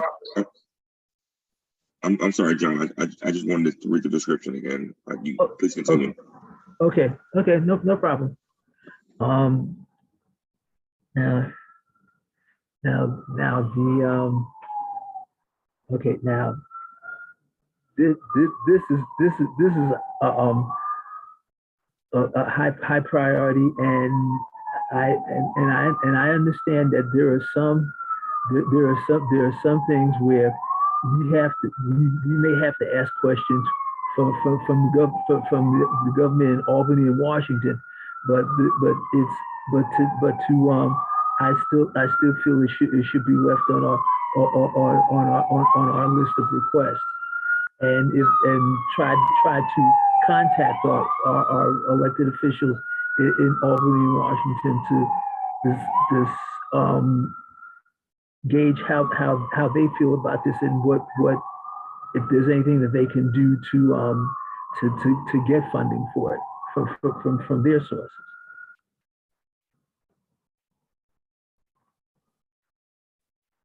Now, since we're talking about deplorable conditions, I personally feel that this should be considered high priority as well. And anybody disagree? Alonzo? To be honest, I don't live in an HPD apartment. However, I've lived through deplorable conditions.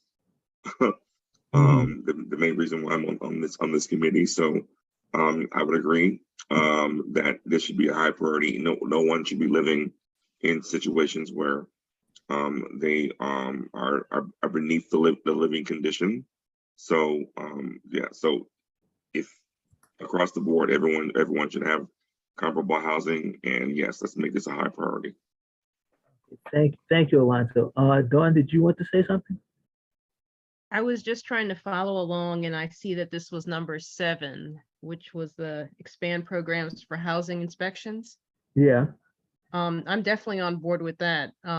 I think though that doesn't this cross over to the DA's office when it gets into the tenant harassment and anti-harassment, or that's still HPD that does that? Well, actually, the thing is that it's, I believe you would have to file a complaint in housing court. So you would have to go and file the complaint. Not with the DA's office, but you go to housing court and make the complaint and have the landlord appear. Yeah, but I also think that the DA's office helps sponsor some of these programs because they'll go out. So I'll look into that more. I was just curious because I know that the DA's office had a program for if the landlord keeps the security deposit or asks for too much security deposit or makes you replace your fridge. Like there was like all these, and it was through the DA's office, but I could be wrong. Maybe I didn't know HPD did any of that kind of like correcting the landlord's behavior type stuff. But if they do, that's pretty good. Okay, but okay, thank you, Dawn. But we all agree that this is a high priority request also. Now, as Marlene said previously, just because that we think it's high priority, once the Budget and District Needs Committee gets all the requests from all the committees, it may not stay that way, but it'll still be on the list of requests that goes to the City Council. Okay. To be honest, I'd say every suggestion that we make should be high priority. I mean, we're the best committee in the field. So I think. Okay. Okay, Alonzo. Okay. But so I think we can go on to the next one, Marlene. No problem. Okay. Okay. Now. Okay, next one is expand code enforcement. Provide more funding for tenant harassment units. This goes to the Department of Buildings. Let's see, what did they say? The agency has not submitted a proposal to increase funding for this project. Therefore, OMB does not take any position. The funding for this request cannot be determined at this time. The staff recommends that this should be kept, and I agree because it's code enforcement is essential to eliminate deplorable conditions. So it should be kept on the list. And the thing is that considering conditions and people finding places to live, all of these things should be high priority, to be honest. Anyone disagree?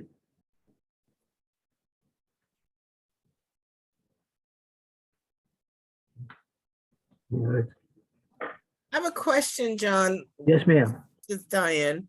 Yes, ma'am. Why are we not merging that with the previous one? And what was the logic behind housing separating the two? The answer is pretty much the same. Yeah, and also the thing that I can't remember to save my life because I believe at this time last year I was not chair. So I'll answer it, Diane, if you don't mind, John. No problem. Right. So, Diane, to answer your question, lines 7 and 8 are going to do two different committees. So at the time, two different agencies within the city.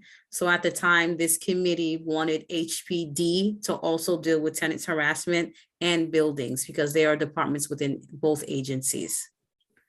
So they asked HPD and they asked DOB. You can all choose to combine it and just send it to HPD. That's fine as well, or you can continue to ask the two different agencies that have the department within their purview. Okay. Thank you, Marlene. Well, the thing is that and also looking at it, it makes sense. If you don't get from one, the hope is that you may get it from the other. So And so basically, I think it should be kept in that, and it should be a high priority. Okay, what's next here? I just wanted to correct one thing that I said. It's the Attorney General's office that has a task force that deals with landlord tenant harassment. The Attorney General does looks into those cases, just so people are aware. The DA does not have anything to do with that. It's the Attorney General. Okay, thank you. Okay, next. Okay, other public housing maintenance, staffing, and management requests. Provide funding for additional service vans, equipment, and staffing to assist residents with annual online recertifications, maintenance requests, service vans, and other technological needs, including establishing computer labs for resident use. It's a request that goes to NYCHA. It is recommended that this request be brought to the attention of your elected officials. This request cannot be funded at this time, and the staff recommends that you keep it. I totally agree. Being a NYCHA resident, I think those items will help residents like recertify to get what they need, because I can't say that for all developments, but there are some that they have a hard time getting through this. And from a personal standpoint, I have a hard time recertifying everything online. So what I do is that I make copies of my documents and hand in the hard copies and have them calculate things, because you can't get online. At least I can't, and I've tried for a long time. So I think this is something that's very important. It should be kept, and it should be a high priority, because it will help the residents basically do what they need to do to maintain tenancy in their apartments. And any other comments or disagreements?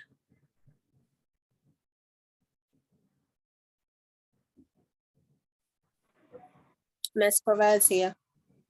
Okay, Ms. Perez? I just want to reiterate that not only do you need access to online capability, but we also need language. It's plenty of times that, they put that kiosk in the management office for the residents to use. They come upon the problems that you just mentioned. Not only that, the language barrier is there. So we also need to take that into consideration, due to the fact that our community is becoming more and more diversified.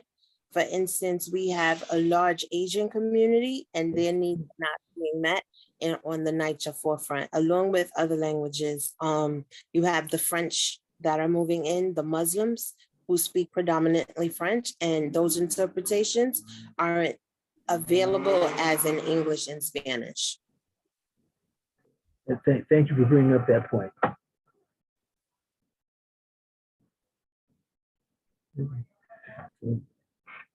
Okay, let's see. There's no one else. Okay, I honestly, like I said, this should be high priority, because as Ms. Perez says, residents should have access. So that's extremely important. Okay. Next request. John, before you move on. Yes, ma'am. Diane again. Yes, ma'am. Can we add the language that Claudia had just spoken about to include some type of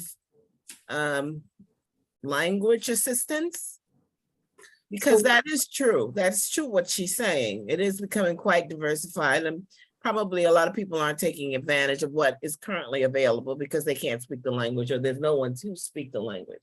Okay, I will go to my authority on this. Marlene, is that doable? Of course, you all can revise this. That's absolutely doable. So, but you can revise this language on the floor right now. So it wouldn't just be to keep it, it would be to revise. So, so the committee recommendation would go here. We'll revise it in a second. I'm just gonna change this to revise. Let me wrap this.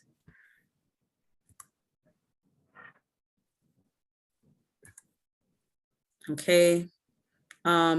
So Claudia, you're making the suggestion, right? So what's the language? And I'll type it in. The language, well, I would say Asian, French, but Asian isn't a language. I know the. No, I'm saying, that's not what I meant.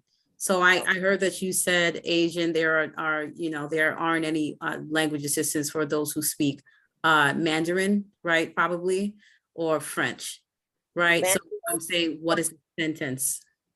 And where would you like me to put it right now? Claudia, can I help you? It's Yes, Diane. because I can't see it. I know. Marlene, let me take a stab at it. No, yep, I'm ready to type. Provide funding for additional service vans, equipment, staffing, and language assistance to assist diversified NYCHA residents, okay? With online blah, blah, blah, blah, blah, blah, blah. Thank you. NYCHA residents with online. Blah, blah, blah. Yeah. Oh, just the rest of this sentence. Yeah, just the rest of that sentence. Okay. So if I read it back, it's provide funding for additional service vans, equipment, take out and staffing, comma staffing.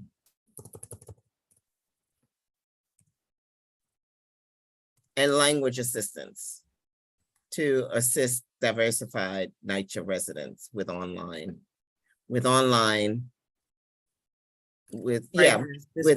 take all that other stuff with annual online.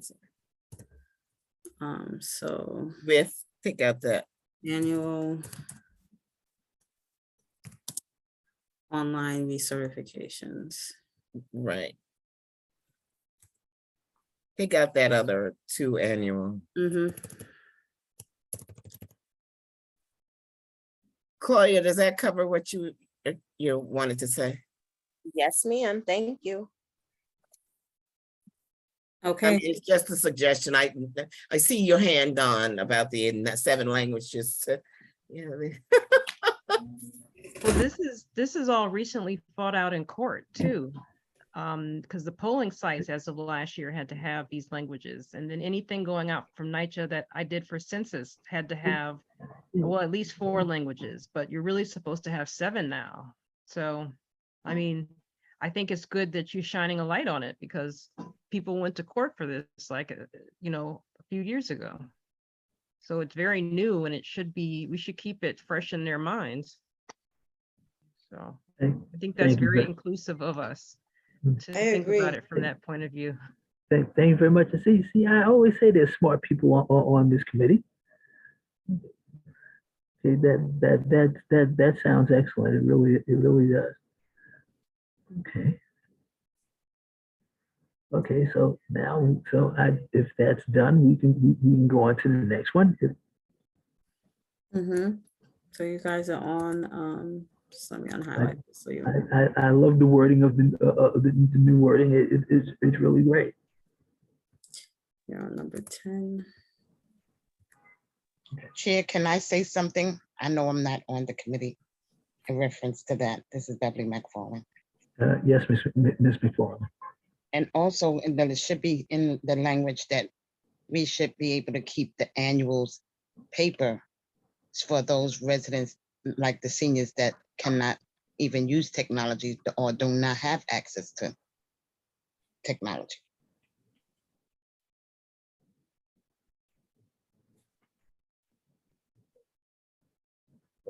Ms. McFarland, I've been fighting that for years, and I keep asking for them. They keep telling me no.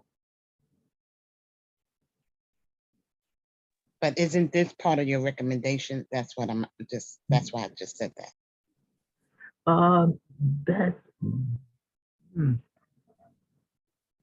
Okay, how would we, how would we add that to it? Because you know, a lot of residents and 90% of my seniors in TAF, I have to do their annuals in my office with the Harlem Justice Center because they don't have access to technology and don't know how, even if they did, they don't know how to get on. Yes, I know it can be difficult for many people. I understand that. Marlene, I have another question. Yes. Okay. With that last revision that we did, can we go back to it again for one moment, please? No problem. So, yeah, number 9.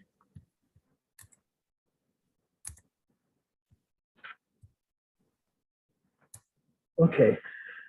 Now with this, I would now the wording I could think of is to go at the end of this is and if you don't think it sounds good, committee, just chime in and let me know.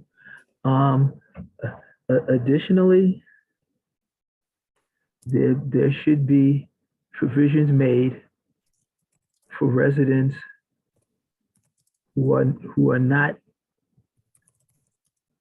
who do not have access, I'm sorry, to technology. So any so that any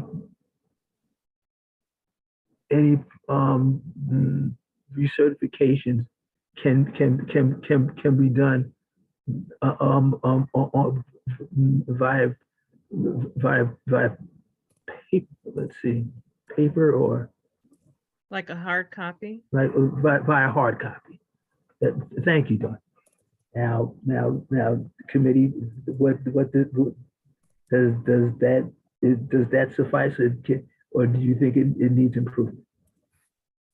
I think that's good. And I think it's very important because just like we were telling that group earlier, and I had this trouble mostly not in East Harlem because we're outspoken, but in Red Hook, people would say, oh, we told the residents that this is happening.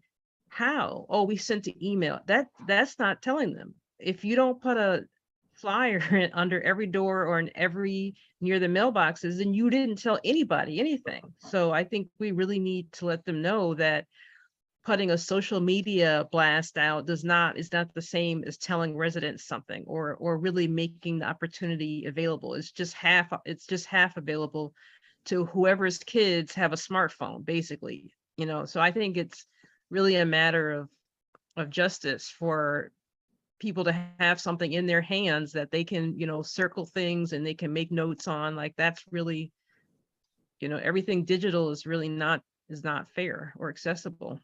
So. I agree, Dawn. A few months ago, when they had the listeria problem in East River houses, they said they sent an email, and there may be like 3 residents from the entire complex in on the meeting. And they sent me an email 30 minutes before the meeting.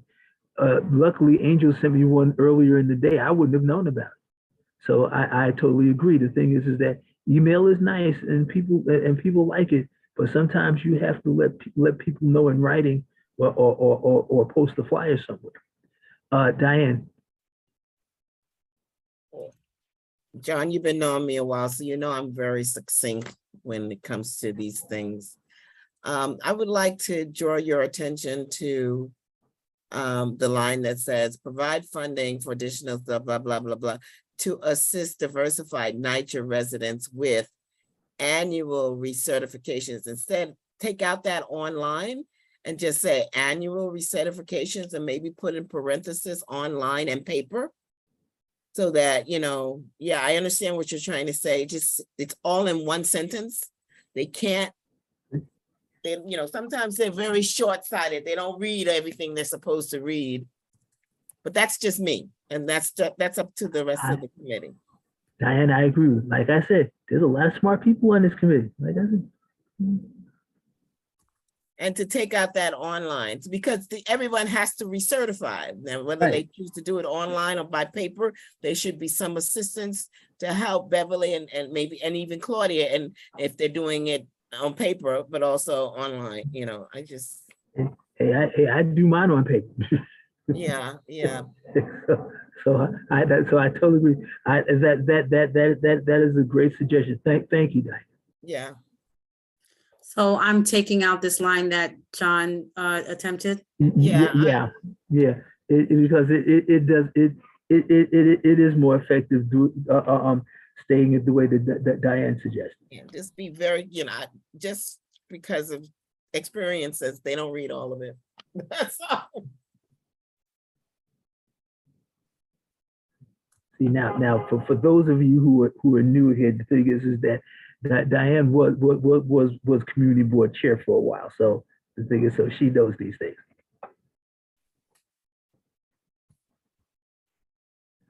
Okay, are you all moving on to number 10, or you're still? Yes, please. Yes, please, Marlene.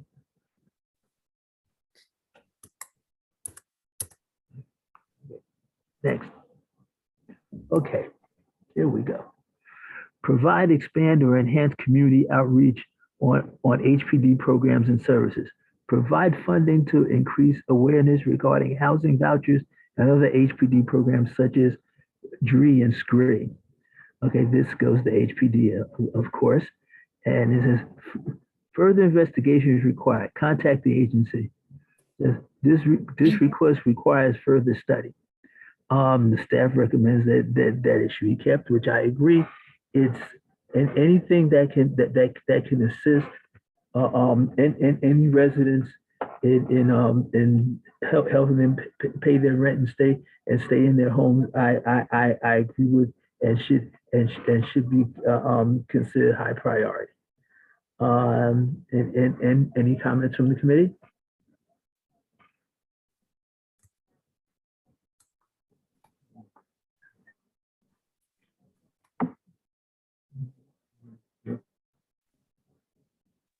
Okay, so. Make it high priority.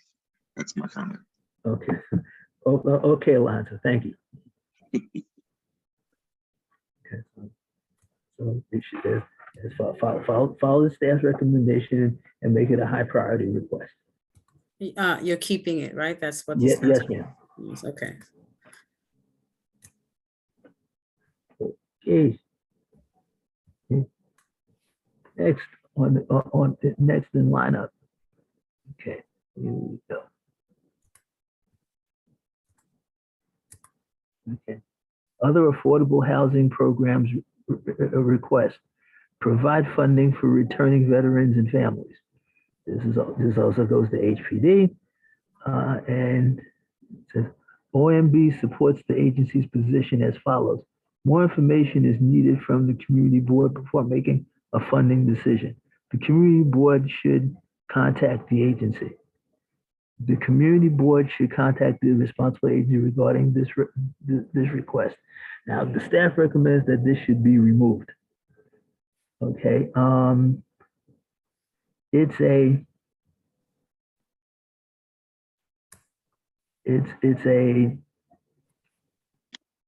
Can this be combined? I'm sorry, John. Can this be combined with another line? Well, if their suggestion is to remove it from the list, can they be combined with another line? And when I keep veterans in mind, okay, now this request overlaps the landmarks. I'm sorry, land use. Like almost word for word. That's why I was confused at first. Okay. All right. So basically, it's based. So what you're saying is that it sounds like a duplicate request. I think it's fair for us to push it too, but I got confused because it does kind of sound like other requests that we've made, I guess.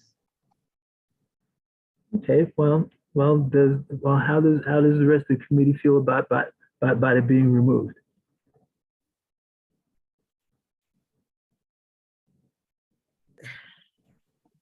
So Don, are you saying that this is also a request that sits on land use? Land use has a request that says they want to give more affordable housing for veterans, homeless veterans, developmentally disabled, and like there's some other folks, and they're also going to HPD. So I don't know if that's orthodox to just kind of like blend into what they're saying, but So, I don't know. So John, to Candy's statement earlier about seniors. Yeah. I mean, do we have anything anywhere that Wow. talks about seniors? That is a serious issue. We should flesh that out. Yeah, we really should. Yeah. No, well, if land use has has a request about programs for veterans, instead of keeping this, Marlene, is there a way that we could change this from veterans to seniors? You would have to pull up the reference guide that I sent you all in an email, and you would have to go through OMB's boilerplate language for request.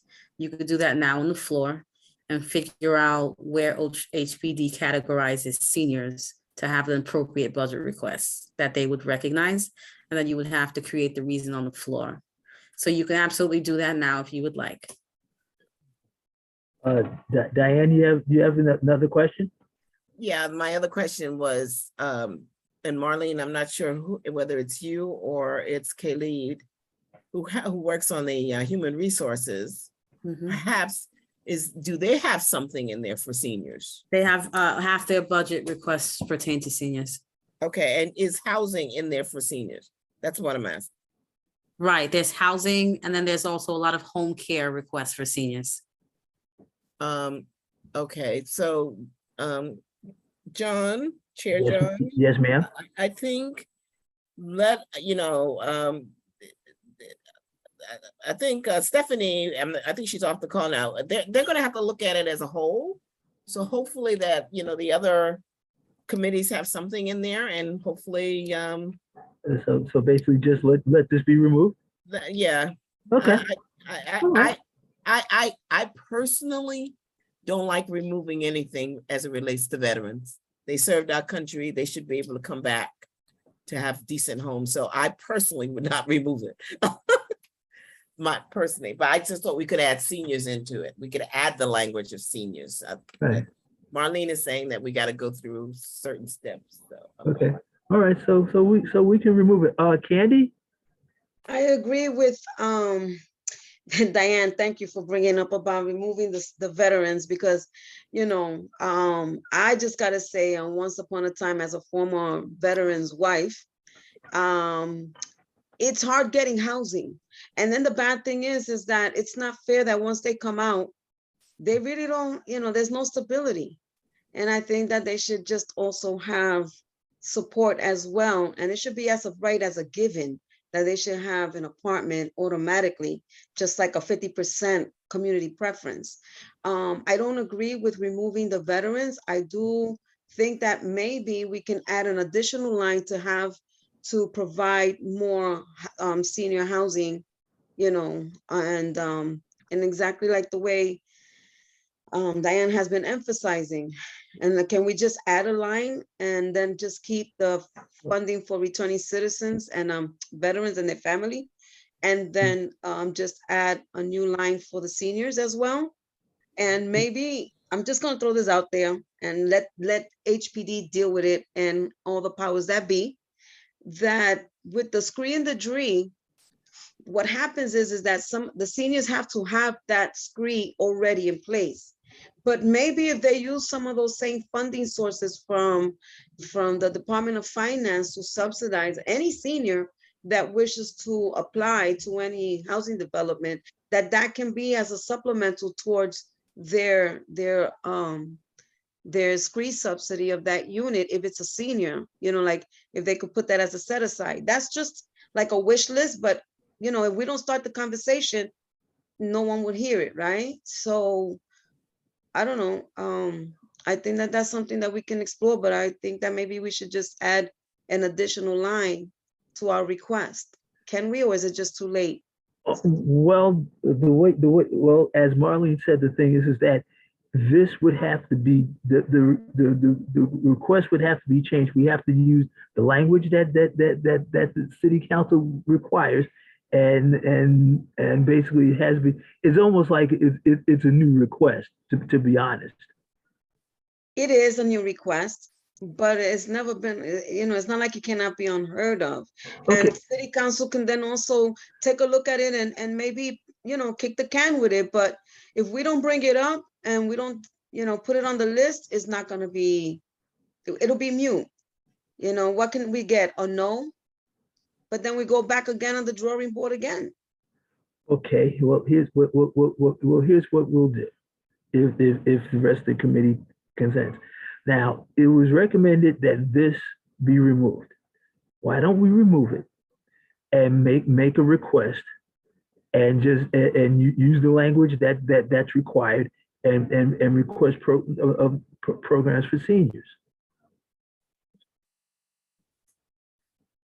That's okay. I'm afraid to remove that. Yeah, I don't. Yeah, I'm not comfortable with that. Land use, I just looked over in land use, actually their request got approved, and it includes homeless, mentally ill, developmentally different. It's like everything in the kitchen sink is in there, and OMB said they support that. But it only talks about homeless veterans, and I think we're trying to get to people before they are at a risk of becoming like all veterans, I guess.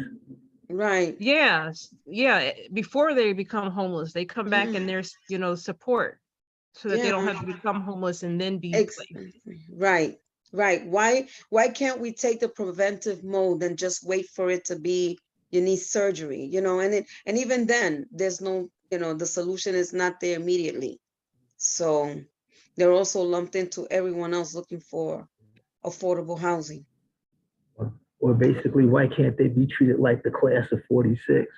Like after World War II, the thing is they had the GI Bill, they had all kinds of stuff. So, but when a veteran, when a person leaves service now, is basically they're on their own. It seems like, and to me, that's really not fair. Diane?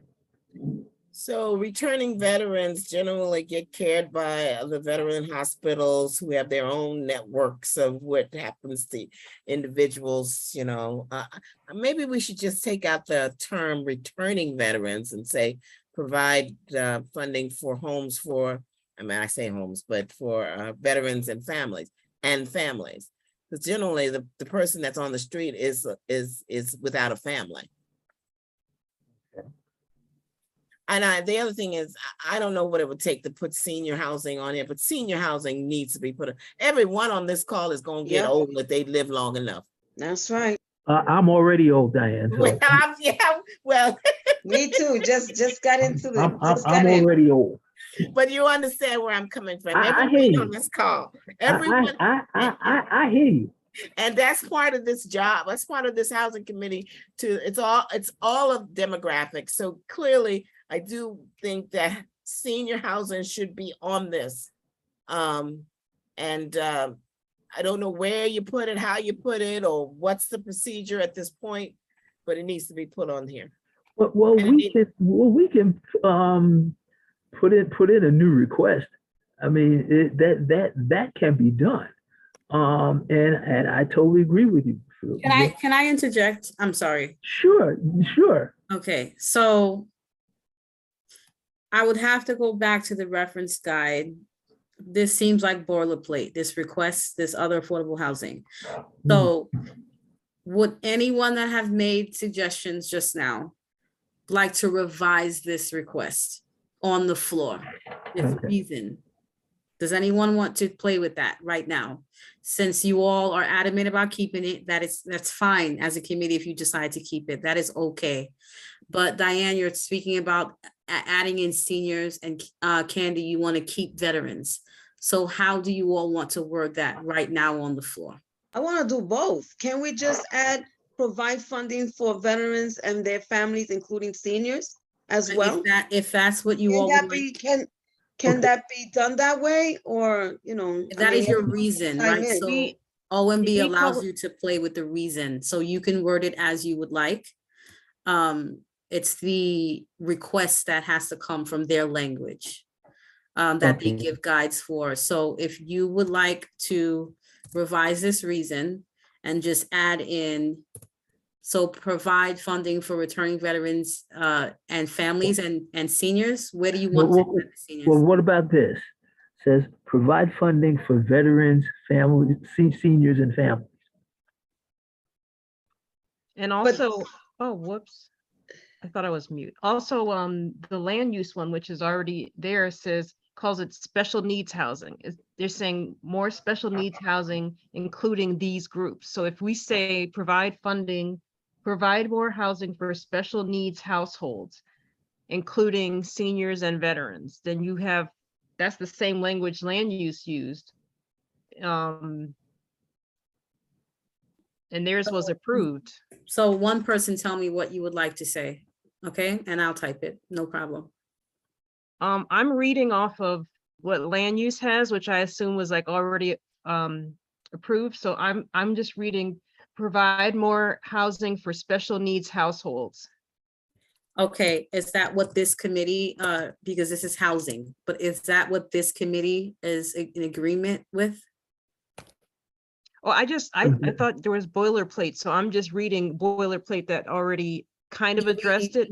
But we could kind of tweak it to our needs. You're reading the request or the reason? I'm reading the request. Okay, that's different. So that would have to go in the request and that would need to be revised as well. So you're saying that you want to pull land uses requests and put it into housing? No, I just want to call these groups are called special needs households. So And you're saying, that's okay. a term that's already been used and approved by OMB. So. Right, I understand that. That's Okay. a guide given to you all. That's where it came from. Okay. So special needs, right? I don't have the reference guide committed to memory. I would literally have to take the screen down. Can I look, Dawn? Yeah. Special needs covers a whole spectrum, okay? Yep. It covers a whole spectrum. We want specifically seniors and veterans and their families. And that's what land use is doing. Land use is picking and choosing who they mean. You know, and like I said, we're picking seniors because it's been specified there's a need for it. It's going to grow as baby boomers hit that magical years and the following generations. And at the same time, we also want to address the veteran. This is of course me speaking, the rest of the committee has to join in, but I just think provide funding for seniors first and veterans and their families. If you want to say returning veterans, you could say that too, but clearly returning veterans and their families. Because a lot of seniors also want to live with their families as well. Yeah. But I think we need to put it out there. The seniors is something that we're concerned about. And just say it, we should just say it. And I don't know what OMB and all that other stuff is saying. I think it's important to talk about our aging population. Well, I like what Marlene has typed. No, I typed what you all just said. That's what got typed. Can I also let you know that it's pretty hard to send a senior and to a shelter. Now I don't know if you guys have gone through that, but it's devastating when you're hearing their stories. And as a 70-year-old and an 80-year-old, this is too much right now, and this is the reality that we're facing, and it's not being covered by the media or nothing like that. And this is home. This is the home front, and we have to take care of our own. So and this also, John, to what is coming down eventually is what's coming out about that 421A, what's coming down about all these tax expirations. This also, we can continue to have conversations because we're advocating for funding for seniors and veterans to stay in their homes. And that you're so Okay. right, Diane, to pull in 421 and then what It's Candy, coming. exactly. And then Candy, what you were saying, what was I, oh, I think I messed up the. Oh, I'll come back. I'll come back. Okay.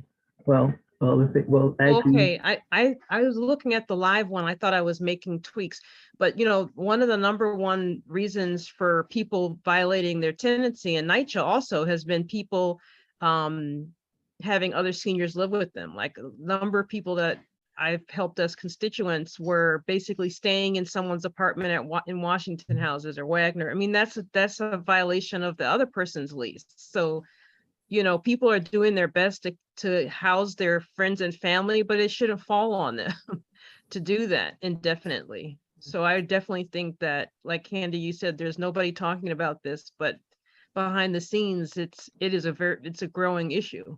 And it's not just the senior, it's the person who's violating their lease, trying to, you know, put extra, doubling up basically, which is what we found during the census, doubling up and having a lot of extra people on your lease. Mhm. You know. That's the reality. yeah, oh yeah, and the thing is that once we finish with these budget requests, we're gonna have a lot of things to talk about, because all of you know, because we have the new location for where they're going to put the migrants. They're being moved from Orchard Beach to Randall's Island. So that's going to be discussed in the next couple of months. RAD 421A, all of that. But the thing is, but what we'll do now is that we'll finish this.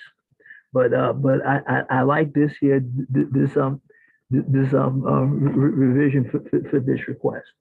I think it's great. So thank you very much for thinking of that. Okay.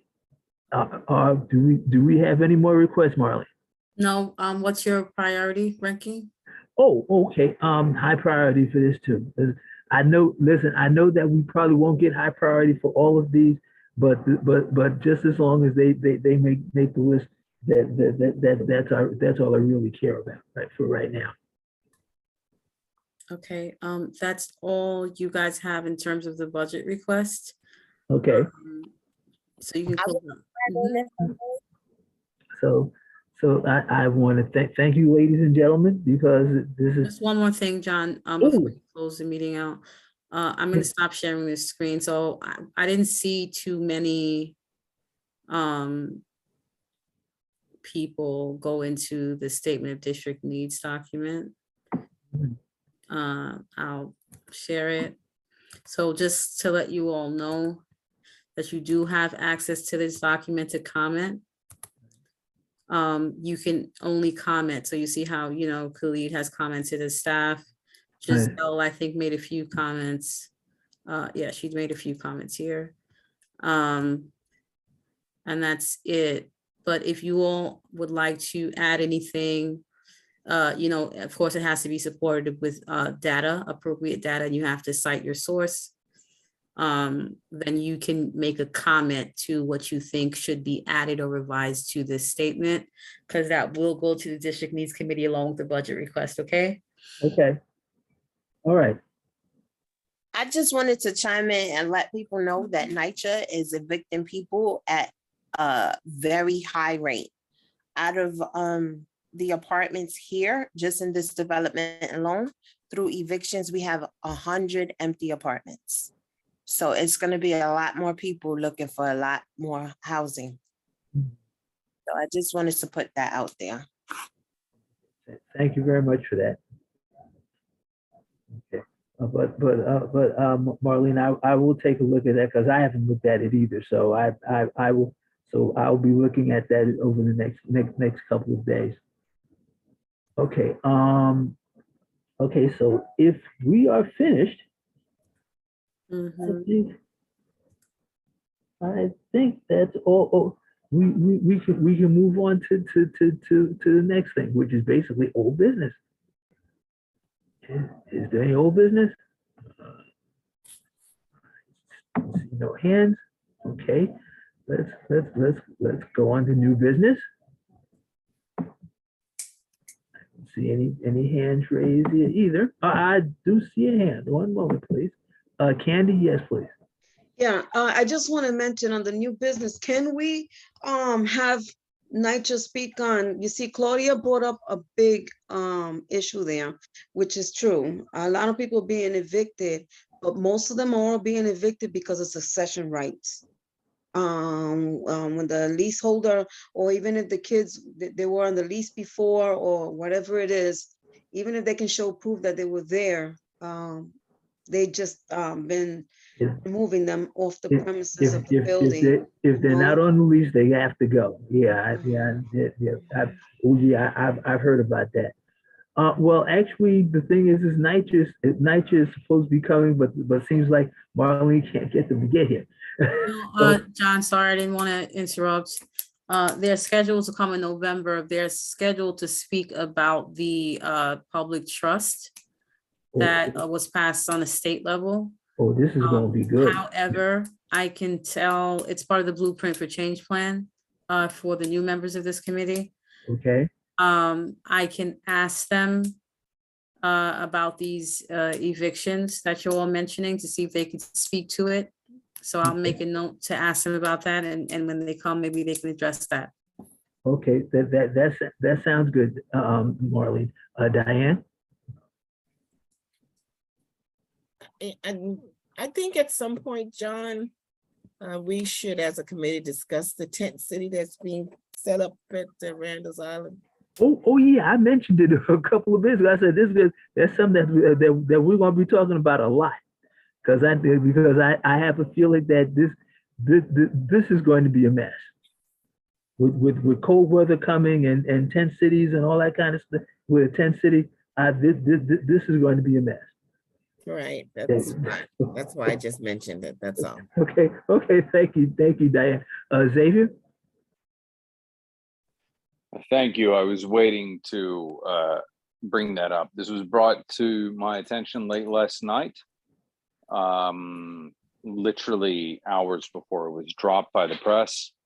And our council member had given a call, and we have made a formal request to have a site inspection and to take a walkthrough. And we're waiting. Both the council member and myself have presented that, and we're hoping they will be engaging with us because, again, this is just like they did with the Bronx. They didn't have any, consultation. So yeah, because it is going to be an ongoing issue. I think some of the things we can foresee with this committee is engaging is we have our right to sanctuary, right, and how we deal with that. And we're unsure about what process will be put forth, but I think being boots on the ground is very important to successful implementation, because again, as he's dealing with it as an emergency, there are certain issues that, hold on a second, sorry, the dogs are talking, but again, we are limited with what we can do immediately. However, what we can do is take a position once we have more information. But much like what happened with the Orchard Beach section, there was no direct, meaningful consultation. We've seen a history of this with the last administration, and at the end of that term and this current one, there's a very reactive nature to it and just trying to play whack-a-mole. Going into, as we've seen with the real fill temperatures being in the 40s, with the wind, and anyone who knows with Randall's Ward Island, that it can be even more severe. We have deep concerns with how the immigrants who are going to be placed there for processing, what their experience will be. So yeah, I do look forward to working with this committee, and as soon as we have more information, it will be presented to the board. But again, this all just dropped late last night, and so yeah, so that's it. Thank you. Thank you, Xavier. I heard about it on the 11 o'clock news last night, so it was a shock to me. Okay, but anyway. And John, just to let you know, with Yes, the sir. 11 o'clock news, it was literally, I got a text from Diana at a little before 10, Okay. and she got a call like 30 minutes before that. That's Okay. how little care was given to the local district. Can Unfortunately, somebody that's to send be around expected. the like most comprehensive copy of that? Like, or should we just go searching for it? Repeat that again, Don? If you could send around, like, I guess what you would say is the most comprehensive video about that. Like, which news outlet do you suggest? Actually, any of the three local channels and stuff, because so basically they I believe all of them had video on this last night. So and so the thing is that if you can go to their website, the thing is that I'm quite sure the video is out there.